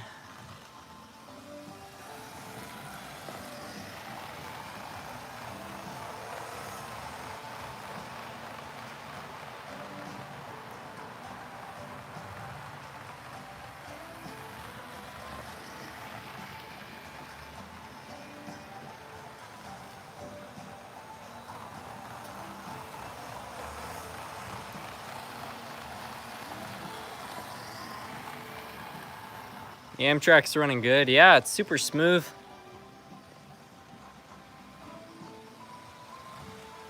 Coltrane gassing on it, yeah. Good old Lifelike. Any new updates to the Lifelike F40 collection? Not recently, but I'm still on the hunt. I'm looking for the Canadian Pacific one.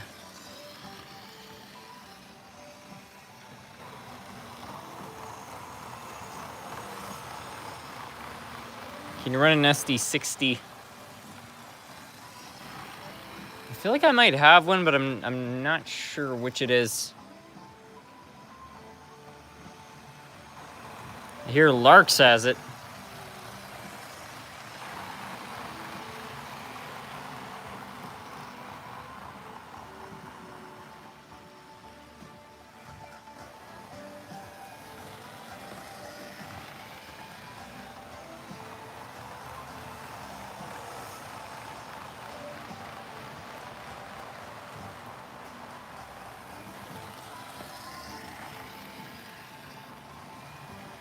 Canadian Pacific train. We'll have to have a look through there. I haven't been to Larkspur since, I think, about April. I was there on my birthday.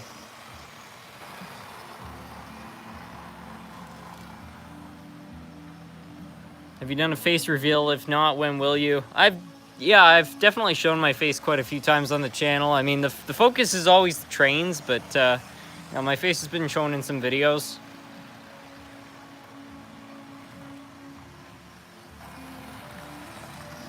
I remember when I very first did my face reveal, I think it was in 2018, and everybody said, "You look like you'd be named Steve."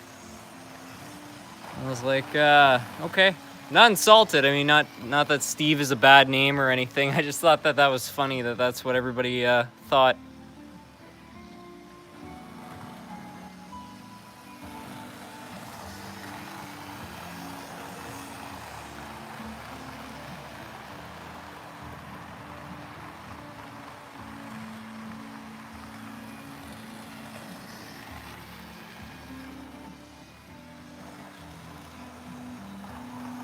I think it's funnier to imagine SMT as just a pair of hands that runs trains.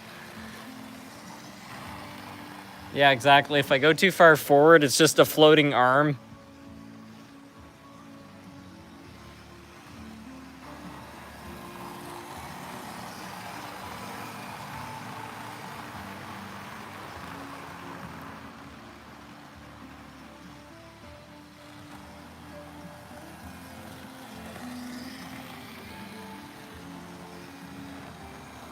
What's your favorite classic cars? 1969 to 1971 Dodge Charger. Any era of the GTO. The Mustang. That's what comes to mind. I'm definitely missing a bunch. I mean, I have a classic car. I have an Oldsmobile Regency. It's not really in the muscle era, but I still love it. I was doing some work on that the other day. I've been trying to get it running a little better. I took it to a mechanic, and I think he made it a lot worse because the timing marker had been broke off the engine, so I had no idea like if he had actually set the timing well. Anyway, I got a new timing marker on there, and I got a top dead center locator tool. Anyway, he had over advanced the timing. It was running 28 degrees of initial when it's supposed to be running like 12. And so anyway, I got the timing back in line, and it starts a lot better because of that. Just turned the timing back, gave it a little less advance. And right now I'm just replacing all the belts on it, but I'm hoping to drive it in fall a little more.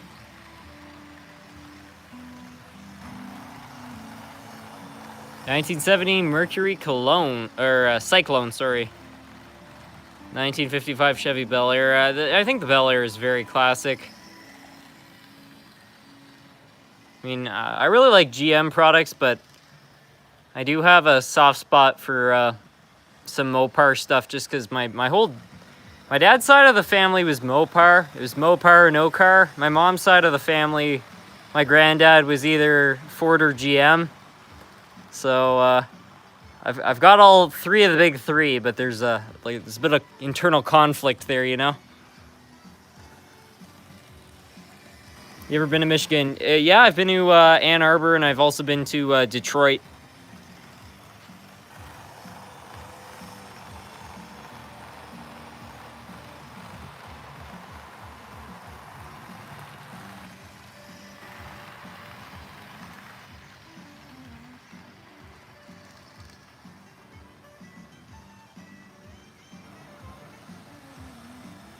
Do you have any bat and kill engines? Also, you should head to Amherst Model Train Show when it comes around. I'm very tempted to go to Amherst. I've heard a lot about it. Do you hear the whistle down the line? I figure it's engine number 49. Well, she's the only one that would sound that way on the Atchison, Topeka, and the Santa Fe.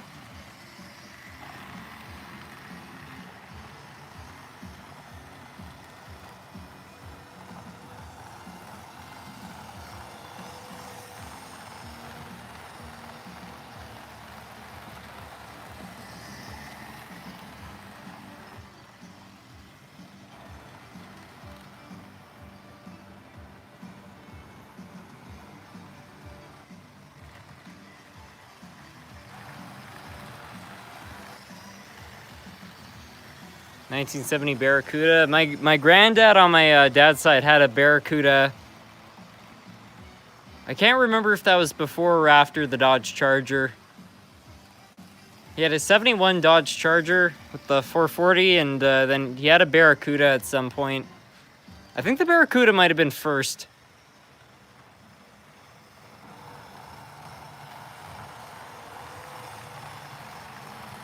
My favorite vehicle is the World War II Jeep. I mean, the Jeep is legendary. I'm not as crazy about the modern Jeeps, but I have gratitude towards the Jeeps. I mean, they help keep the free world free, so there's that going for them.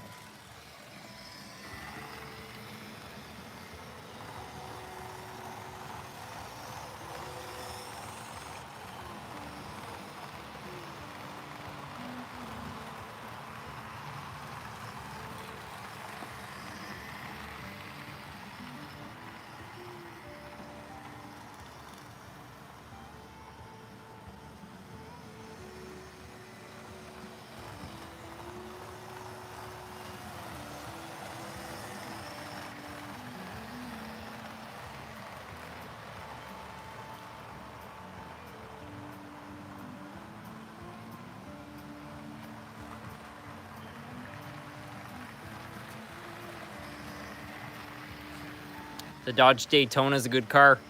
I think it was the fastest stock car of its time, if I'm not mistaken.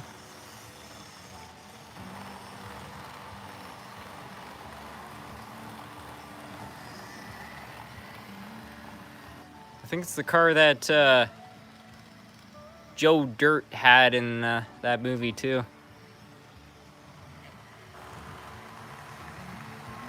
How long is the table? I think it's 16 feet.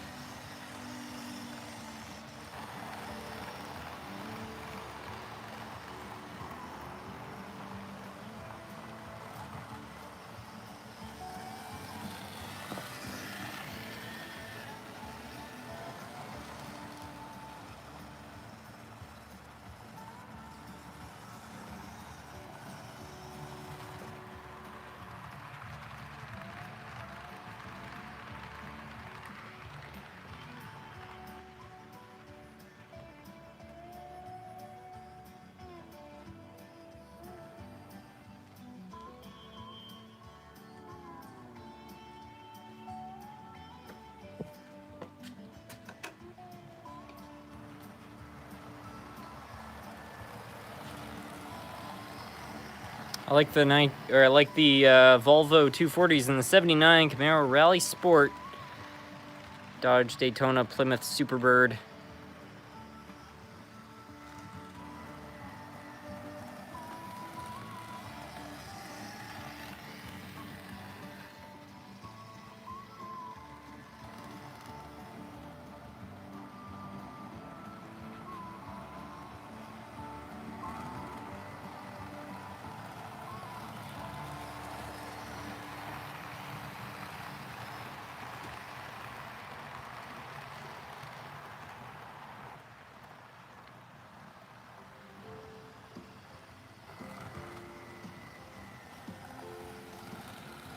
I'm really surprised on some of the repairing live streams you never get angry, because I would be absolutely fuming at some of the engines. I think it's about internalizing the rage. I'm mostly joking. I don't know. I try to be lighthearted with repairs. I mean, sometimes things work, sometimes they don't. It does get frustrating when you're trying to put two parts together and they just won't go together. That stuff is frustrating, but other times it's just like, hey, you win some, you lose some. Is your table DC or DCC, or both? It runs on both. That's what we got going here. It's got the DCC controller and the DC controller. These are the two primary controllers, and they're set by this first switch right here. But I can also control some tracks individually. So basically the inside circuit right here can either be run off one of these two controllers or this one alone. So you can swap those around. So if I have it set to same, it basically means it will pick one of these two controllers. If I have it set to DC2, it goes to that controller. And if I have it set to DC or DCC, it just selects one of these two.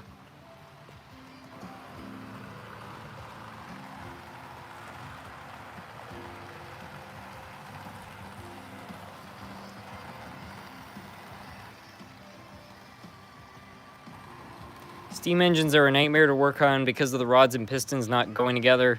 Steam engines are definitely not as easy. Like diesels, even in you know 1/87th scale, are easier just because there's less stuff to break on them. And you also don't have binding or anything like that. Like an HO scale diesel it's pretty much a motor, a few gears, some wheels, and a set of contacts. Like there's not much to go wrong. An HO scale steam engine is all of those things, but you've also got drivers, and the electrical system's more complicated, and yeah, they're definitely harder to work on.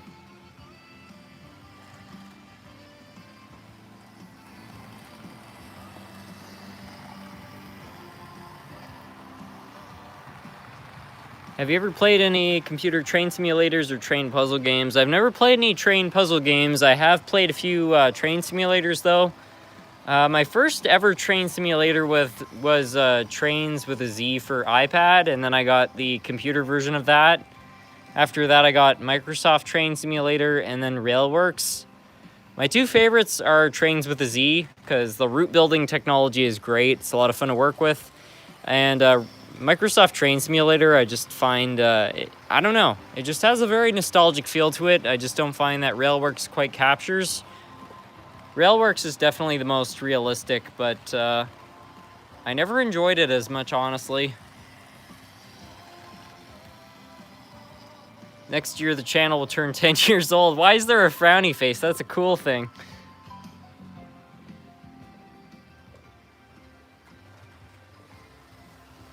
I do find it hard to believe that 2016 is going to be 10 years ago, though. That's wild.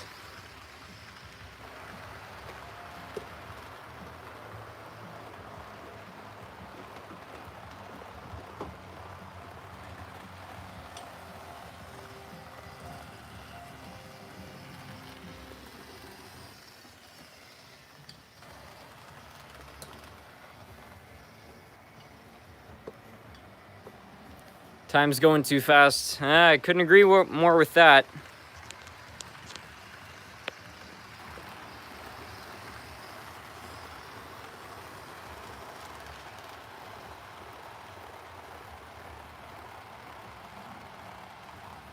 Do you still have the Microsoft Train Simulator Police Locomotive? I do, yeah.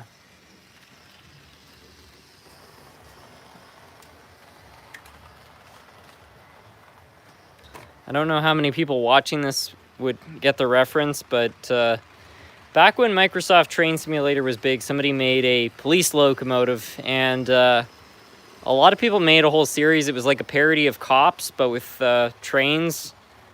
As a kid, I got a real kick out of that. And there was another video, which I think is still online, called Eastbound and Down, where they, I think, took Smokey and the Bandit music or something, and they made like a BNSF or a CSX train hauling Budweiser down a track, and one of these engines was chasing after it.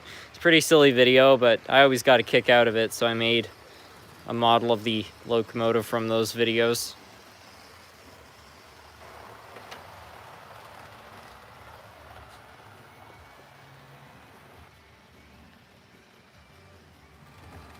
Street view of the layout would be pretty. Yeah, I'll try to do that. Just got the phone plugged in here so I don't run out of battery, but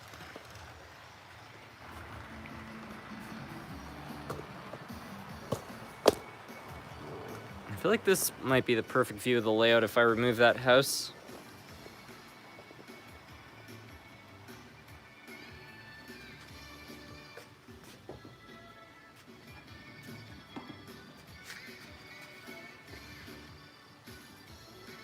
Well, tree kind of blocks it, but other than that, it's not bad.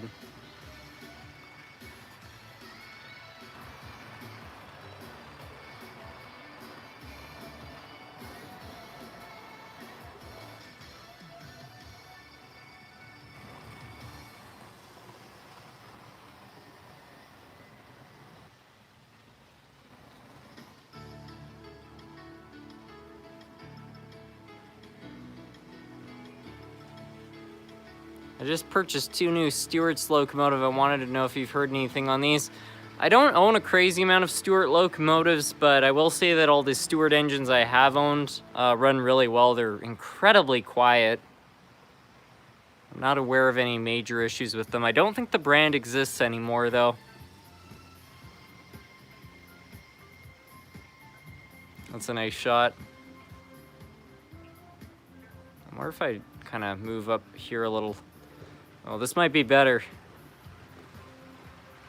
Now, let's see. Get this lamp out of the way.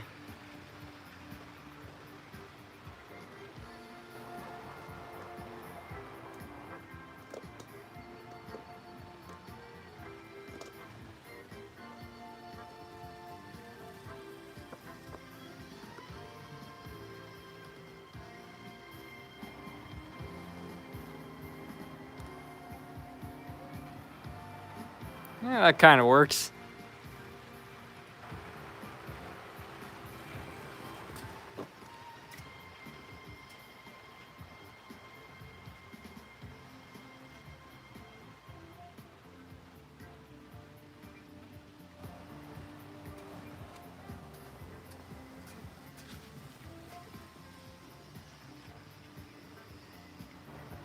A railfan view from the side we don't see very often.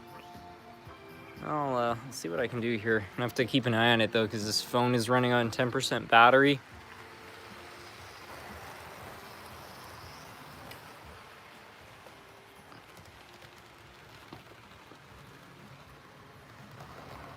Maybe from this mountaintop.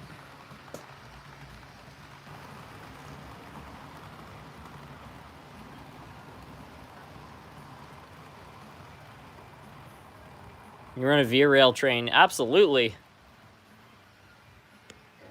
What would happen if the 2 trains ever collided? It's happened before. As long as nothing rolls off the layout, it's not much of a big deal.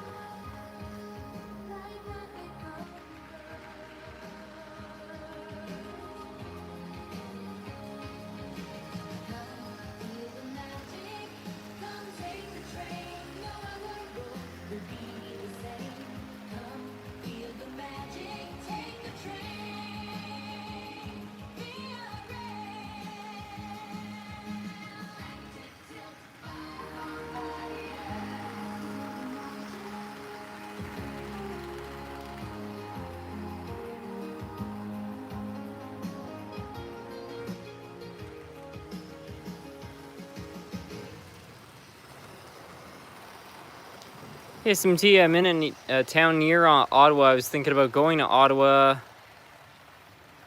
I was thinking, okay, the rest of the comments cut off there. How's it September already? I don't really know. But yeah, as for visiting Ottawa, I mean, it's not an awful place, but there's not much going on here.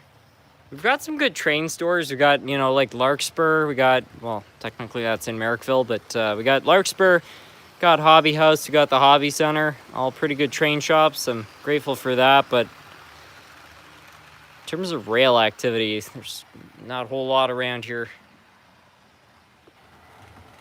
Got the LRC coaches to match. I've got 3 of them, yeah.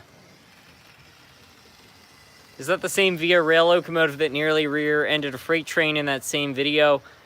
It's not the same number, but this is something that's crazy. I've been trying to do research on that video because I live very close to where that was filmed. I'm only like an hour away. That was just outside Smith Falls. Same town that the Hershey factory's in, funny enough.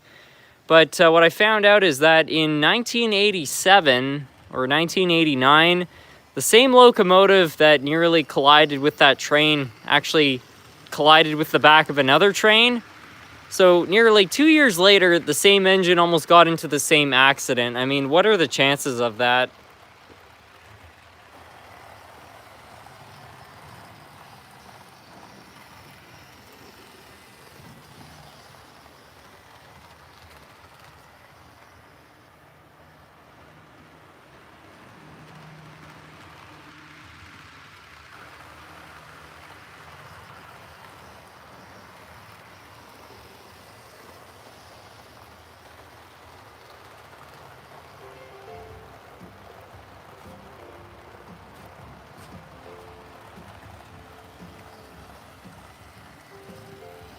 Same driver, yeah, I don't know. Maybe they have a history of that. In the case of the Smith Falls accident, though, well, or your miss, I should say, it was not actually Via Rail's fault. It was Canadian Pacific. They were doing work in the yard, and then they overextended their yard limit. They backed up further than they were supposed to, and then there was a signal that was supposed to be installed, but it was in the middle of being put into place, so that wasn't working. The only thing that really saved the crew was that it was in the middle of winter, so all the leaves were off the trees, and so they were able to see from much further away that there was a train in their path, so they hit the emergency brakes way earlier than they usually would have in like the summer, and that's why they were able to stop the train in time. So that was the only kind of blessing in that whole situation. A lot of the news reports about that event are not right, though. Like, they say that the train was going 150 kilometers an hour, and that's just not possible, because if it was about to go through the yard in Smith Falls, like, most trains only go, like, I don't know, maybe 30 or 40 through there, so I don't know. A lot of the reporting just doesn't seem quite right.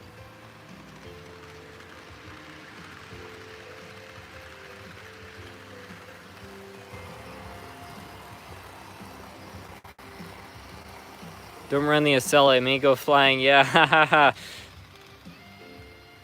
You know somebody's been watching the channel for a while. When?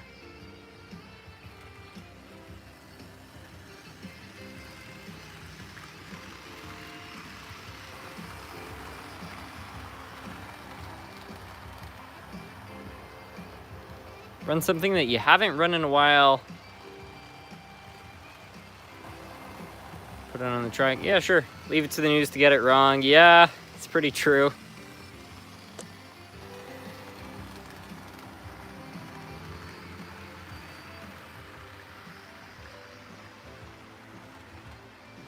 Something that hasn't been run for a while.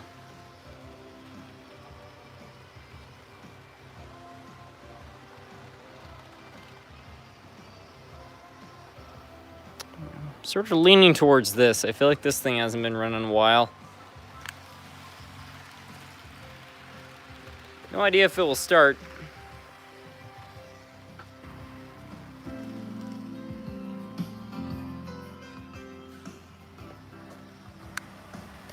John Deere. That's a good idea.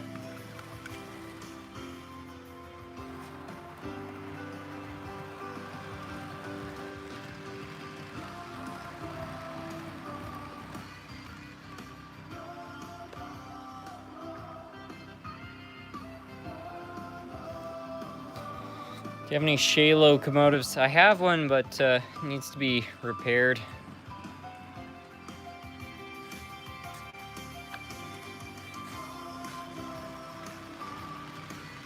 Okay, so here's something new. This thing is wired backwards.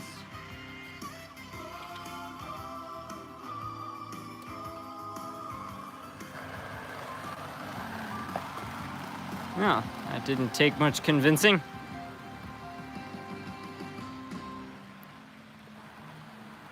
You ever tried multi-track drifting? 100%.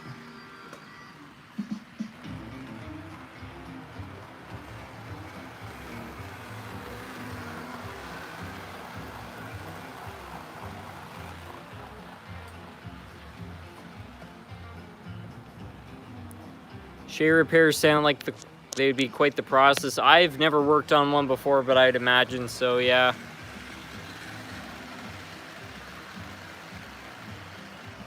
Do you keep a spreadsheet on your rolling stock? I can't say I do. Probably would be helpful.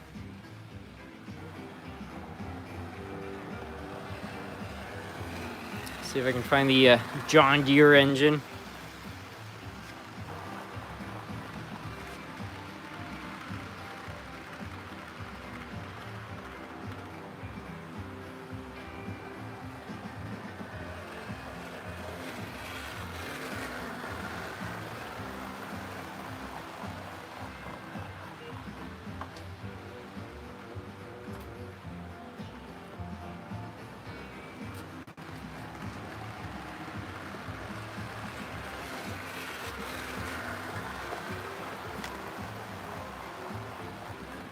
I found the John Deere.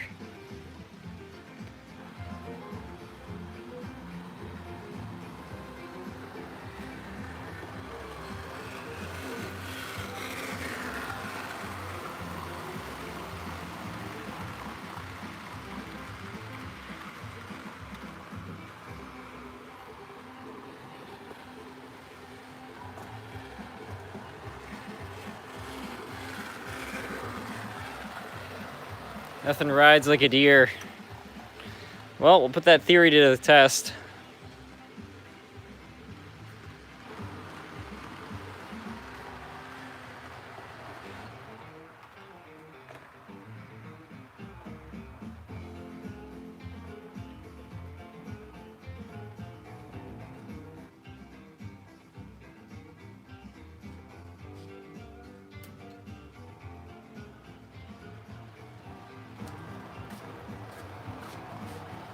Yeah, it does run like a deer.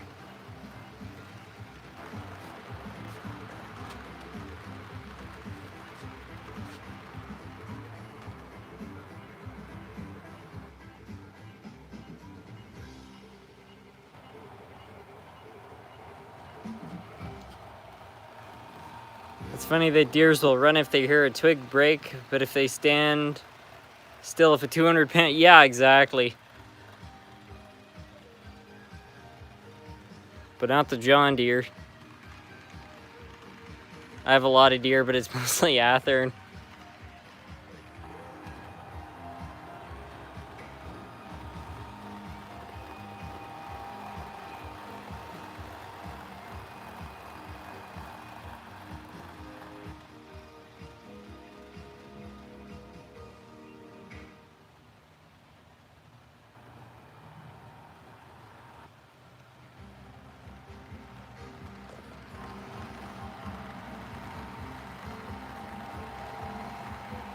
Do you have any trains that are movie based? I have the consist from Runaway Train from 1985. I've got the 4449, which was featured in Tough Guys. I think that's it for movie trains. Well, actually, no, I shouldn't say that because I've also got 1206 and 777, which were in Unstoppable.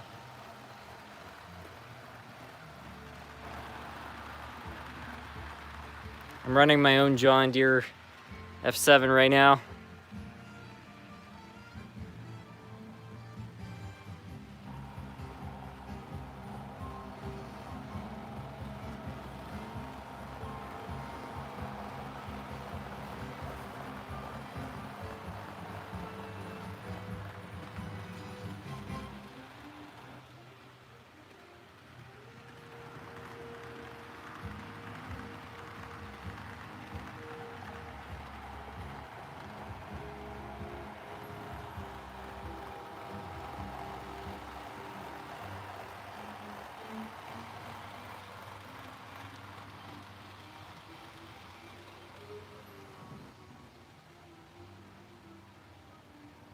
Have you ever watched How To Basic? I haven't watched How To Basic probably for like 10 years, but back in the day, yeah, I did see some How To Basic videos.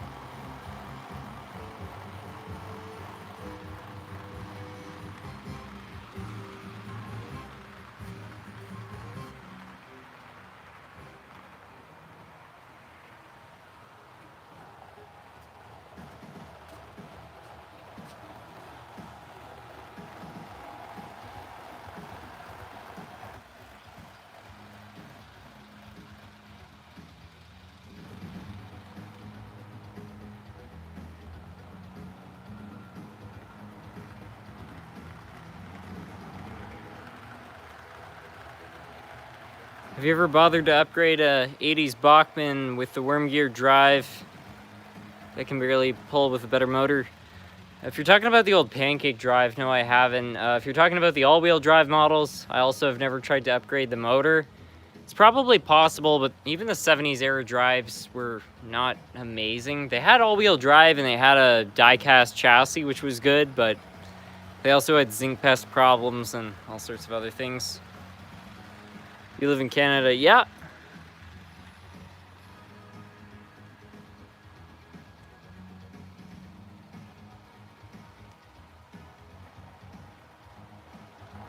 How many brass steam engines do you own? I'm gonna say somewhere around 5.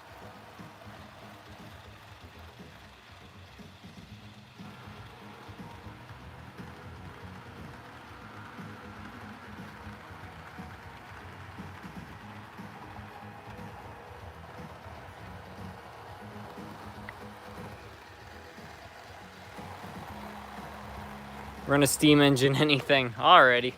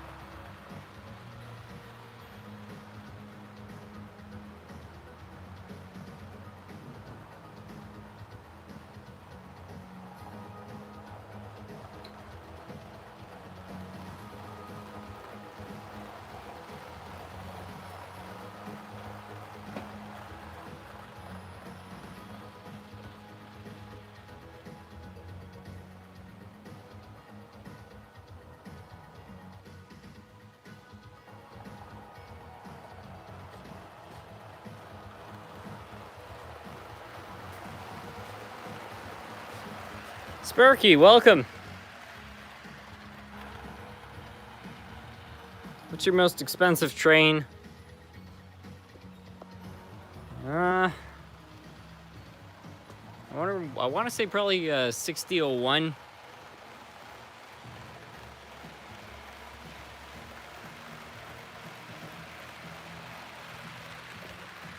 How close to your phone? The phone is charging. I'm not worried about it.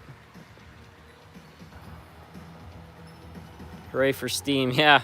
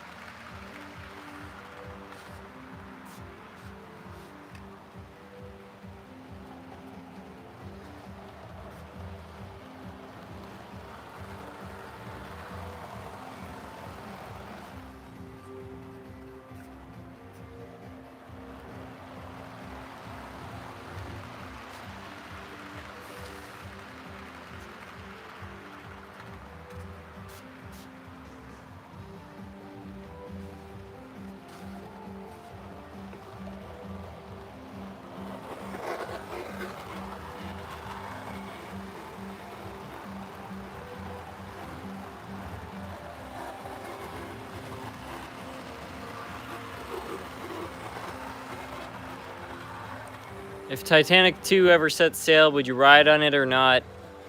I don't think I would. I feel like it would just be as doomed as the original. If they made an Olympic 2, though, I would hop on that any day.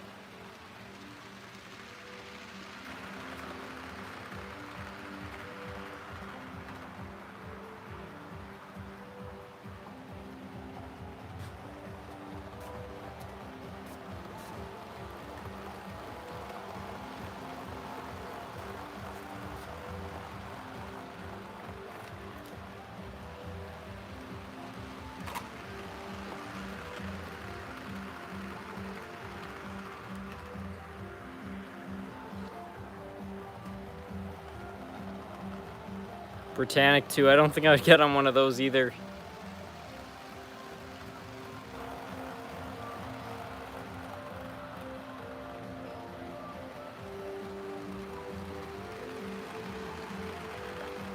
The thing is, they can't make a Titanic 2, regulations wouldn't allow. Well, I'm sure they couldn't build it, like, exactly, but I bet they could build a modernized version.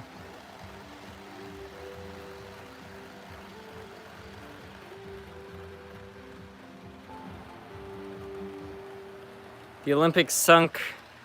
They changed the name before the Titanic sailed.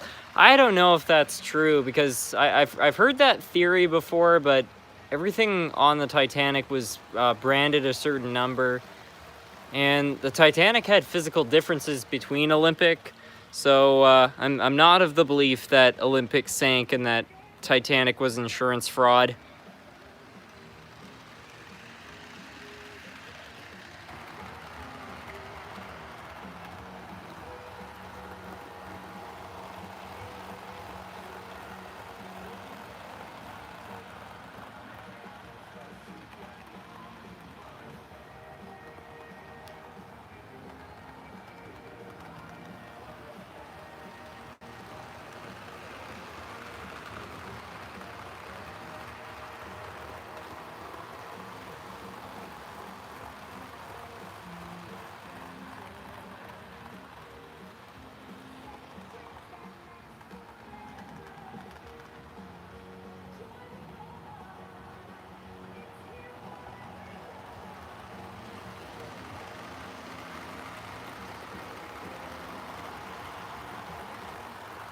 The Olympic Titanic switch story is 100% false. I don't know. I just don't see how they could have done that.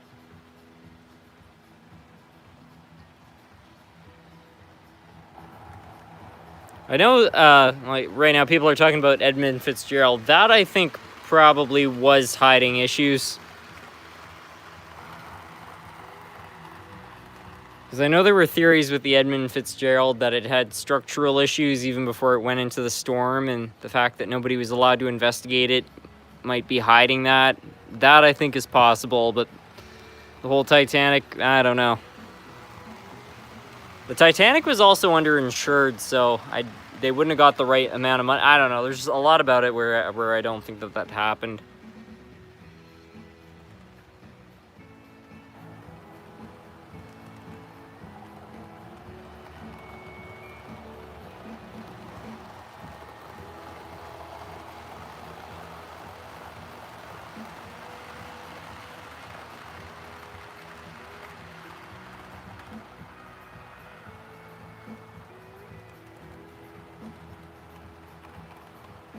What model trains would you not recommend? In terms of reliability, probably the old Power Torques. The first generation Bachmanns.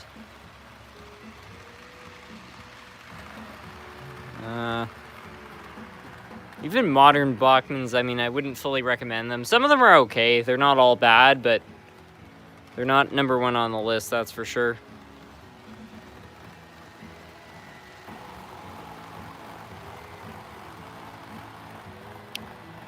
The Gordon Lightfoot song about the Fitzgerald is a good... Yeah, he did a great job with that.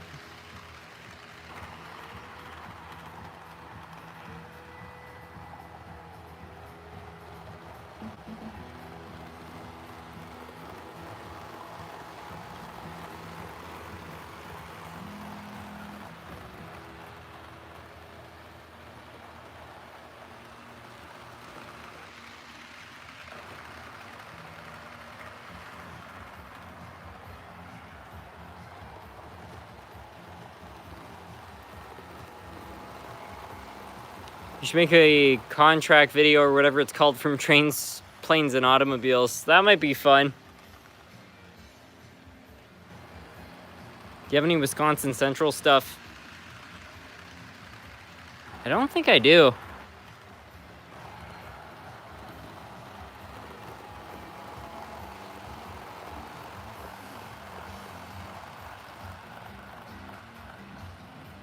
Could you repair my grandfather's old diesel locomotive?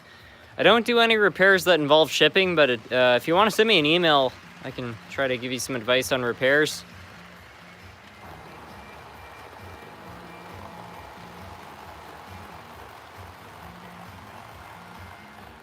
Wasn't Edmund Fitzgerald owned by an insurance company? Gordon Lightfoot song is a great singer. This is the best in the Canadian group. Yeah, it's a great song. I don't know who the Edmund Fitzgerald was owned by, but I did hear that there was a lot of dispute against kind of checking out the ship afterwards, and they claimed that that was out of respect, which could be the case, but there was a lot of other theories that the ship might have had problems, and of course, since the crew went down, there wasn't really any evidence that there was something wrong with the ship, but they don't want people to check it out because it could prove that there was negligence. I don't know if that's true or not, but that's a theory I could see being possible.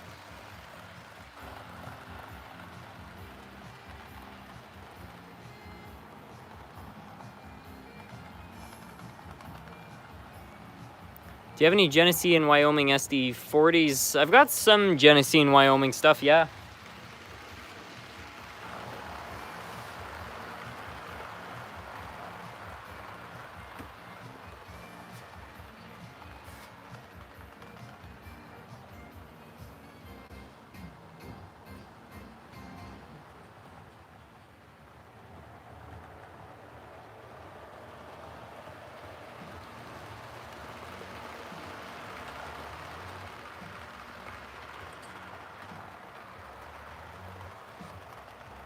Your videos inspired me to fix my old lifelike stuff, but having trouble finding a gear set for a Type 1 F7. Do you have any suggestions for buying them?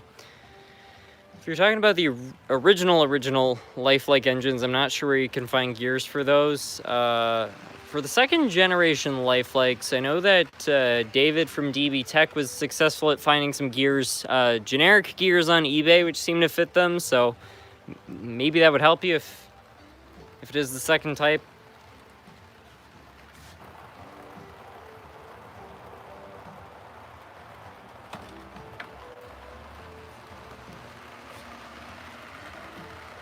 Runs smoothly too. Yeah. The old Atlas engines are really good for that. What's your favorite movie? Oh, that's tough. Probably Superbad. I have a lot of movies I really like though. I really like the original Italian Job. I think that's a pretty cool movie.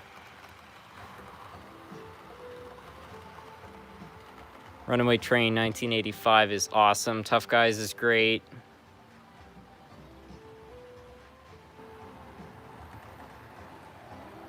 I don't know. Throw your favorite movies in the comments. I'd love to see them.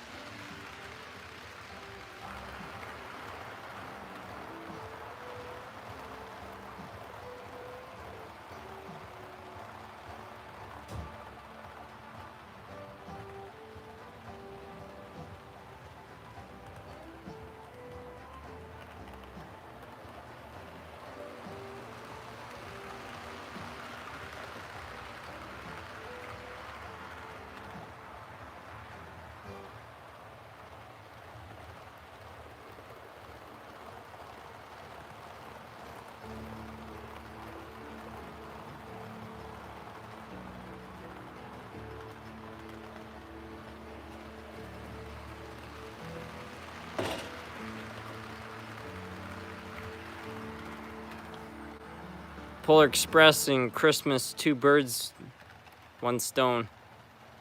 The final countdown. Did you know in the film Titanic they used a full-scale set? I had thought they had built a full-size ship, but it was slightly shorter. Unstoppable, I Love Adrenaline. That's a fun movie. Silver Streak 1977. Yeah, that's a good one too.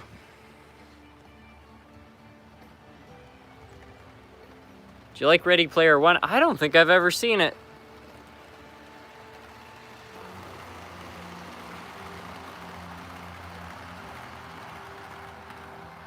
Rise of Thailand 2016. I don't think I've ever seen that. Ferris Bueller's Day Off. Yeah.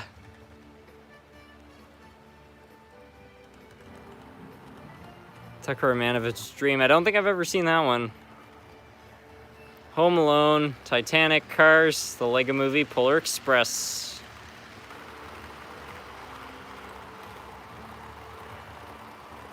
Stand By Me. Stand By Me is legendary.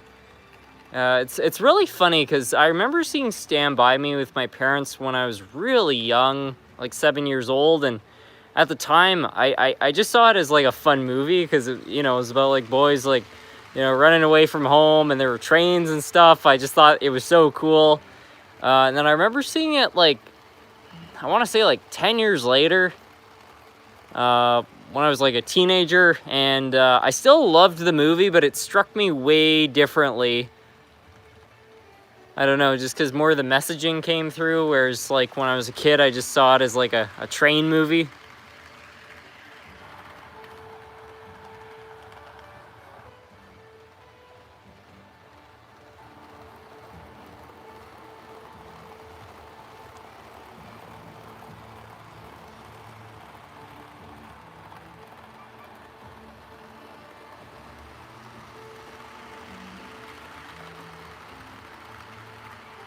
Polar Express came out 21 years ago. Yeah, I know. I saw Polar Express with my mom when it came out in 2004.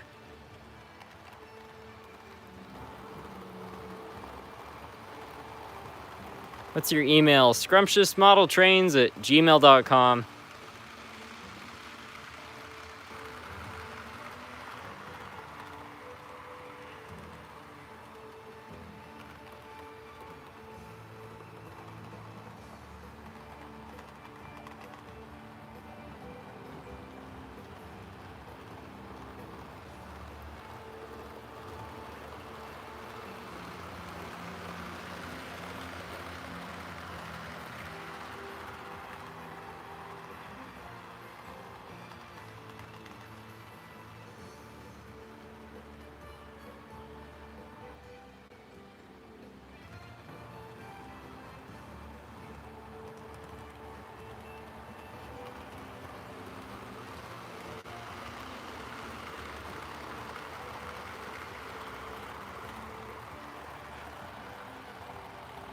I remember seeing Polar Express in theaters, and they had Santa Claus handing out on VHS.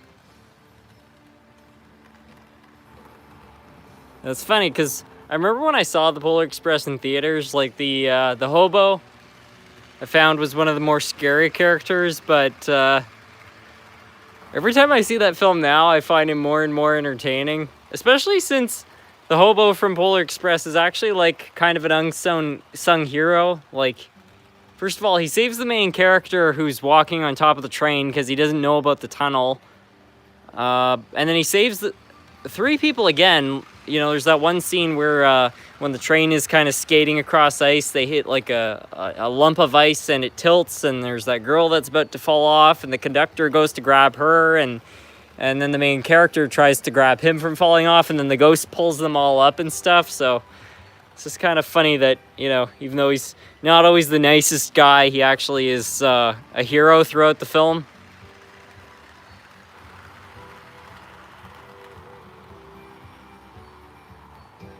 It's not a lump of ice, it's an iceberg.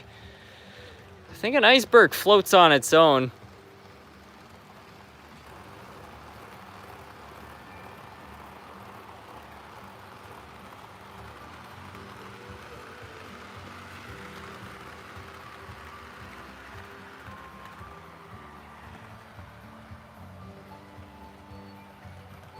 How long is the main line?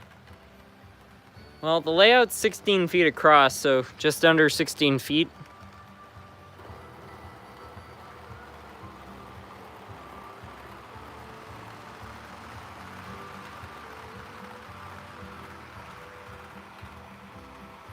Do you have any O-scale trains? Yeah, I've got a few.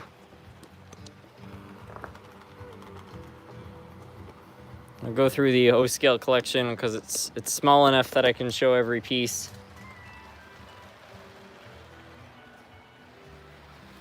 So here's my New Haven P32 DC from Williams. And then I've got a post-war Lionel Hudson. Found this thing in non-working condition at a antique store years ago. Great locomotive.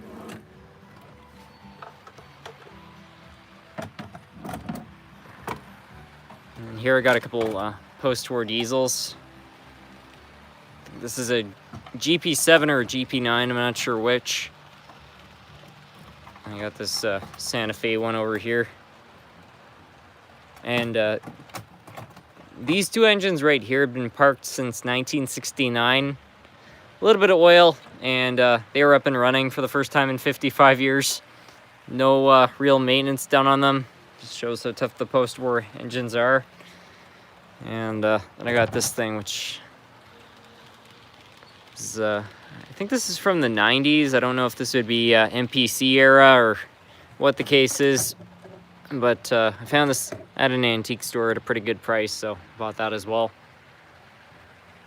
you have any S-scale trains? I've got a couple of them. Got this one right here. I've got the chassis system diesel over there. I've got a third one. I think it's somewhere in that cupboard, but I'm not sure where.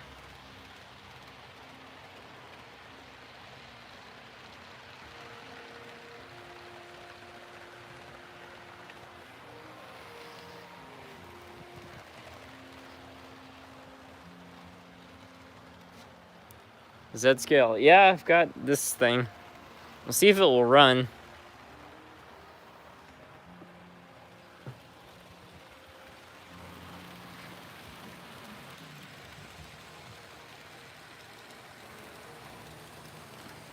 Needs more voltage.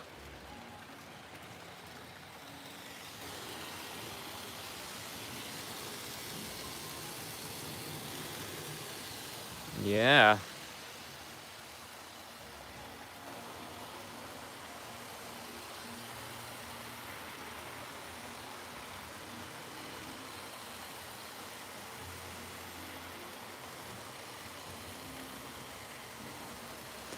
Will you ever whoops, that's not good.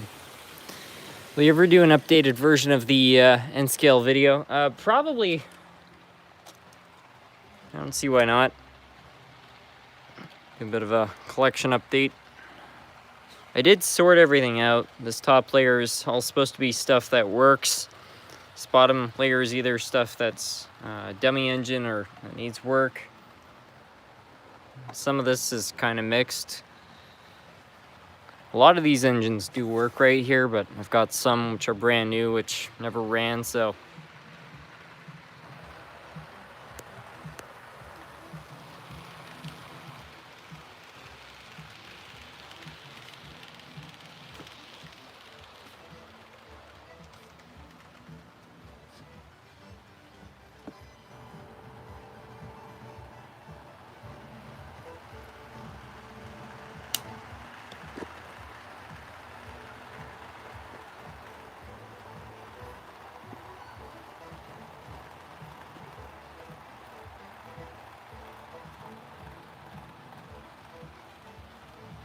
Can you run the small engine through the tunnel? I can try.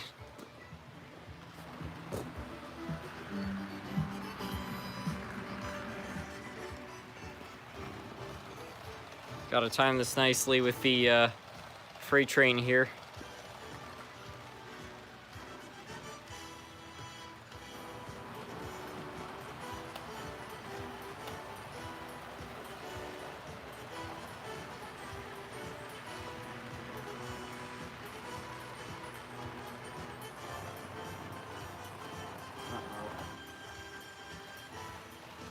That was bad timing there. We'll try it again.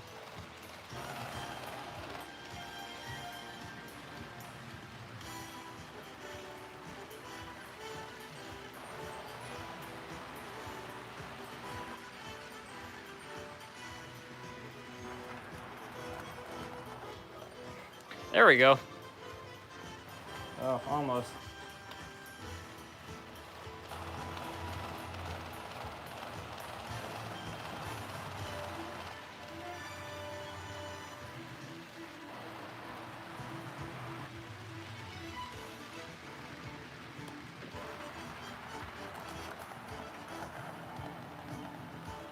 Yeah.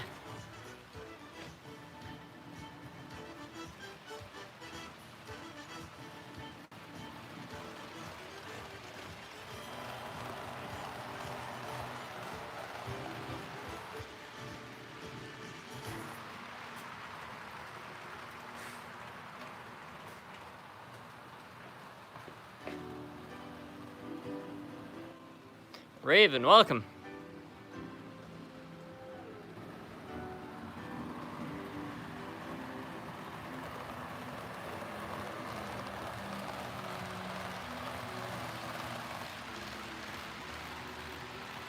Have you set up the S-scale set somewhere in your house? I just put it away temporarily. The engines are right there. I just put all the track in that cupboard. I definitely want to find a home for it, but I didn't have enough track to fit it in with the other stuff yet, so I'll figure out a plan for it eventually. I just haven't thought of anything yet.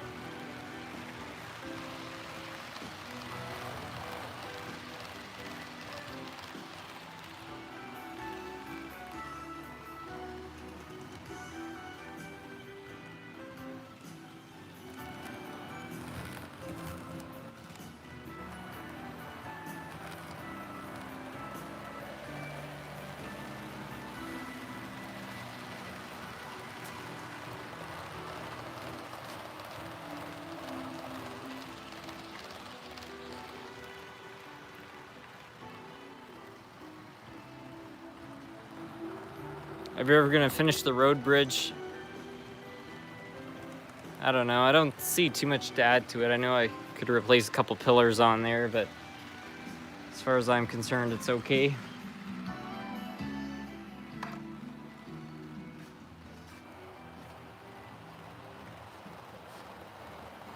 Would you suggest buying O-scale?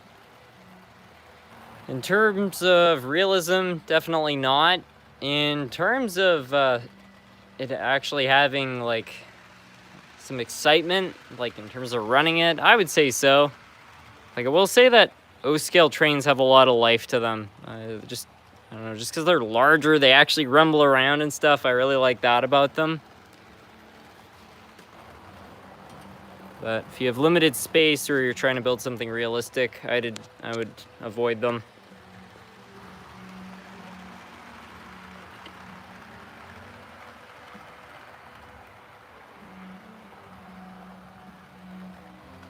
What's your favorite comedian? I don't really know. Carlin, maybe?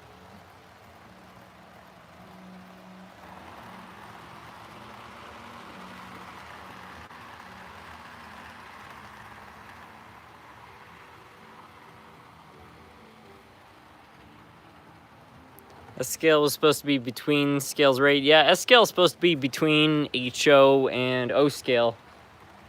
And it kind of has a bit in common with both. Because it runs on AC power, just like a Lionel, but it uses two-rail track like an HO engine.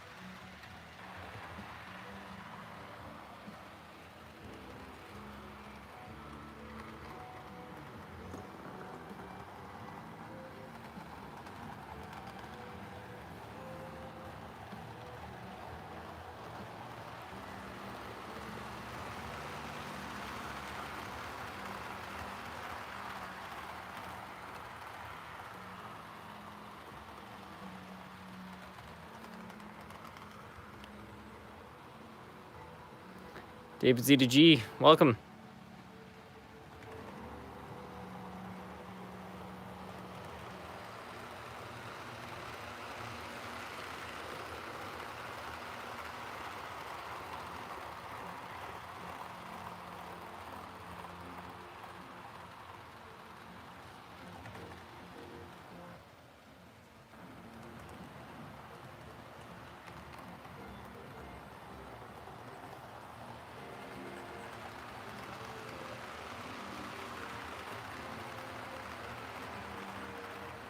Do you live in Quebec? I do live in Quebec. Great fishing in Quebec. Well, I don't know. Gatineau is kind of funny because, like, I mean, Montreal is pretty close to Ontario, but being in Gatineau, you're right beside Ottawa, so I don't know. I've had both sides. I've had jobs in Ottawa and stuff. I was actually born in Ottawa, but I've lived in Quebec my entire life, so it's kind of a mix.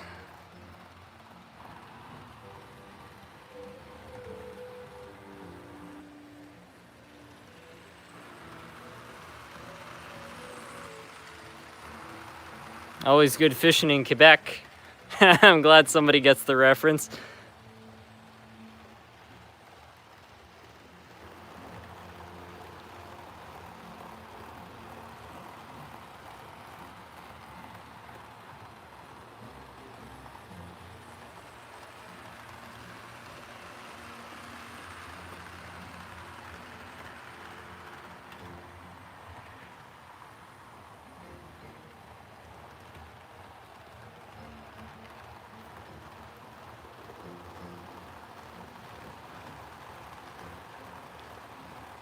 Letterkenny, yeah, that's it.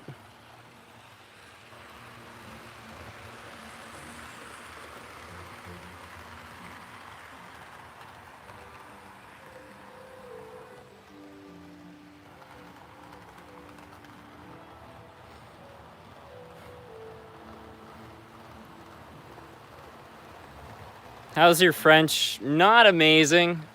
I've learned a lot over the last couple of years, because I had a job working at a restaurant in Quebec, and that definitely really helped my French a lot. But a couple of years ago, I didn't speak a word of it, and but my girlfriend's also French, so she's taught me a lot. So I'm learning, but I wouldn't call it stellar. I can order stuff at a restaurant, probably because all I learned was fast food stuff while I was working there, but I'm working on it. The Red Green Show. Red Green Show is great. I gotta give like the Red Green Show credit too for staying relevant. They got a YouTube channel and they're doing live streams and stuff. It's pretty cool. Call the dog down. I think he's probably been sent to bed for the night.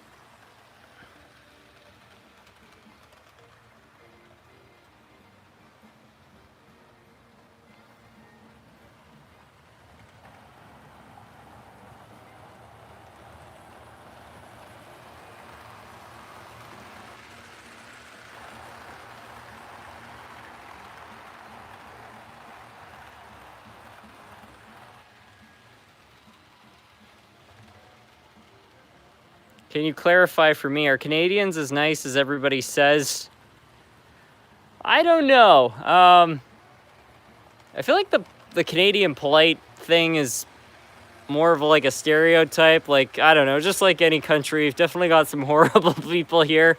I think Canadians are really patient. Like, if somebody's kind of doing something annoying, I think they'll be quiet about it for longer than some other places. But in terms of friendliness, I actually find in the States people are a little more like, hey, how's it going, kind of attitude. So I don't know, I wouldn't say it's completely wrong that the polite Canadian narrative, but I think it is exaggerated a lot. It depends what part though. I don't know. Just like any place, you got some areas where everybody's really chill and then others not so much. Like recently I was up at my buddy's cottage and I was just grabbing something like out of my sister's truck, and these two guys are just on a walk and they're like, hey, how's it going? And I'm like, oh, I'm good. They're like, you taking the boat out today? Because I had the trailer, you know. It's just like they're chill. It's like, I don't know, in Gatineau that would not happen.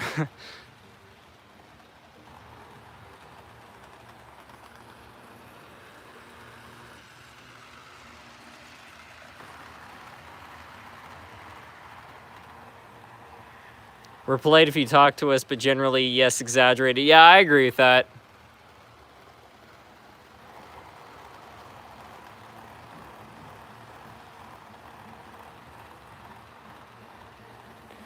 Peggy's Cove. I've never been to Peggy's Cove. I have been to Cape Cod though. My uncles used to have a place there. That was nice.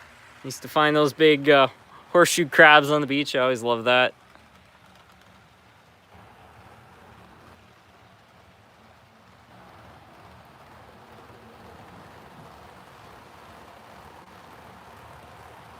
I'm guessing it's just like here in the South where everything is fine until you talk about... Yeah, you know what? Actually, that's a good point, because I feel like you bring up different hockey teams in Canada, you're probably going to be starting a riff.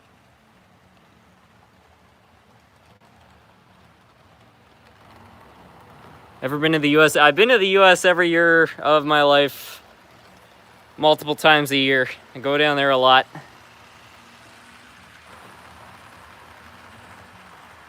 Yeah, I've already mentioned this in the live stream. My dad was born in Ann Arbor, so my dad's side of the family, I've got some American heritage there, and then my mom's side of the family, they're all Canadian, but they used to go up to Old Orchard, so they've been going there since the 70s. So every year, like when I was a kid, we'd be spending a lot of time up in Maine.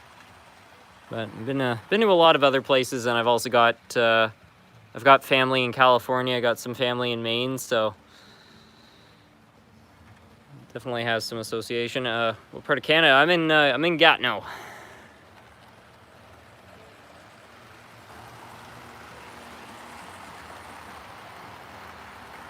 No Tim Hortons on the layout. No, I don't have a Tim Hortons. Tim's is okay. I don't know. The quality's kind of gone downhill over the years. Like, I still go there every once in a while. Like, one thing that Tim's is really good for is it's like one of the cheapest fast food restaurants around here. They've kept their prices low. I'll give them some slack for that, but I don't know. I would never go to Tim's expecting an amazing meal. It's just like, I don't know. You get yourself a sandwich and a coffee, and it's fine.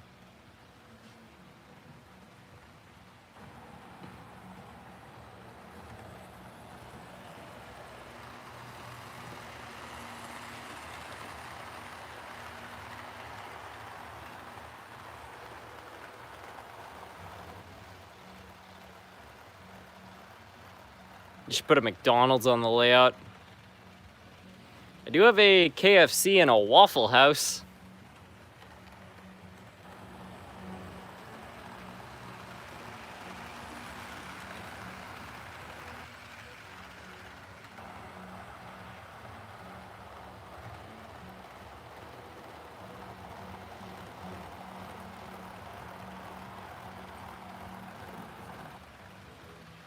I live near a train store called Cadence's Rail Yard. It's the same train store associated with the YouTube channel, Cadence's Rail Yard. Ever played TF2? I don't know if I ever did. I had some friends who were big into it, but I don't know. Around like 2016, I kind of quit playing video games. I still do very occasionally, but I never went full in on that. Tim's keeps burning my food whenever I go. Well, I used to work in a fast food restaurant. I tell you what, a lot of the toasters in these restaurants are not well maintained, and you throw an English muffin on one of the assembly lines and it goes around, and then it sticks to the assembly line, and so it goes through twice, and then somebody notices it's burning and they pull it off. So that would be my guess as to what's going on.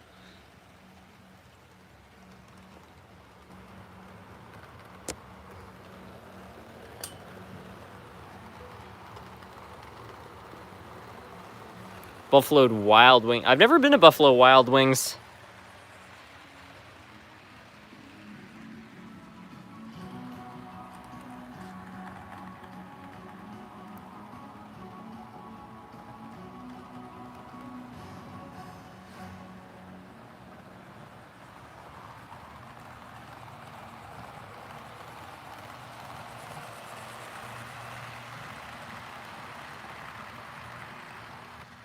Where do you prefer buying scenery?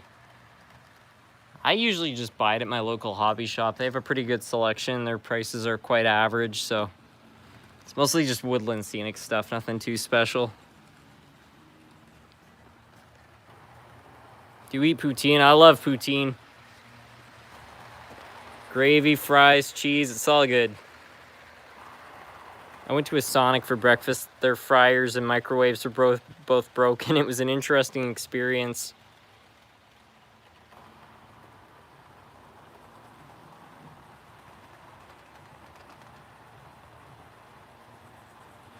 I asked this a year ago, I'll ask again, what's your favorite item from Giant Tiger? And have you gotten the Shrek Christmas train? I don't have the Shrek Christmas train.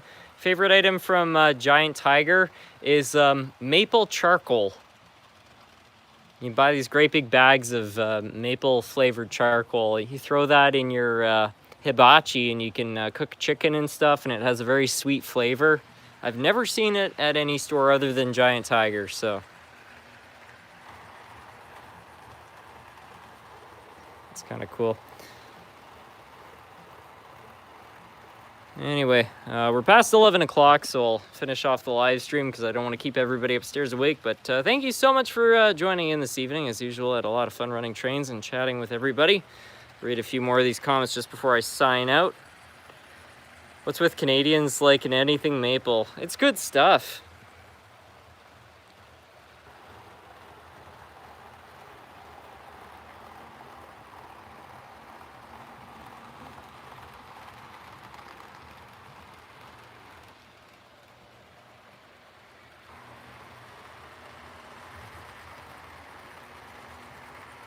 Tim's added some weird Timbits to my Timbits box.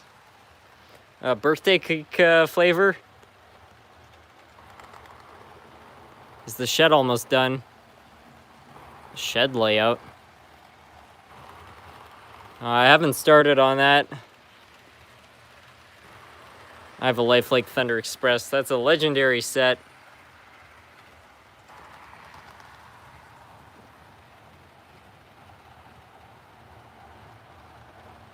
How much money did the layout cost? I have no idea. Had a good time here tonight. Later, everyone. Thank you so much for joining in. All right, and I think we'll call it.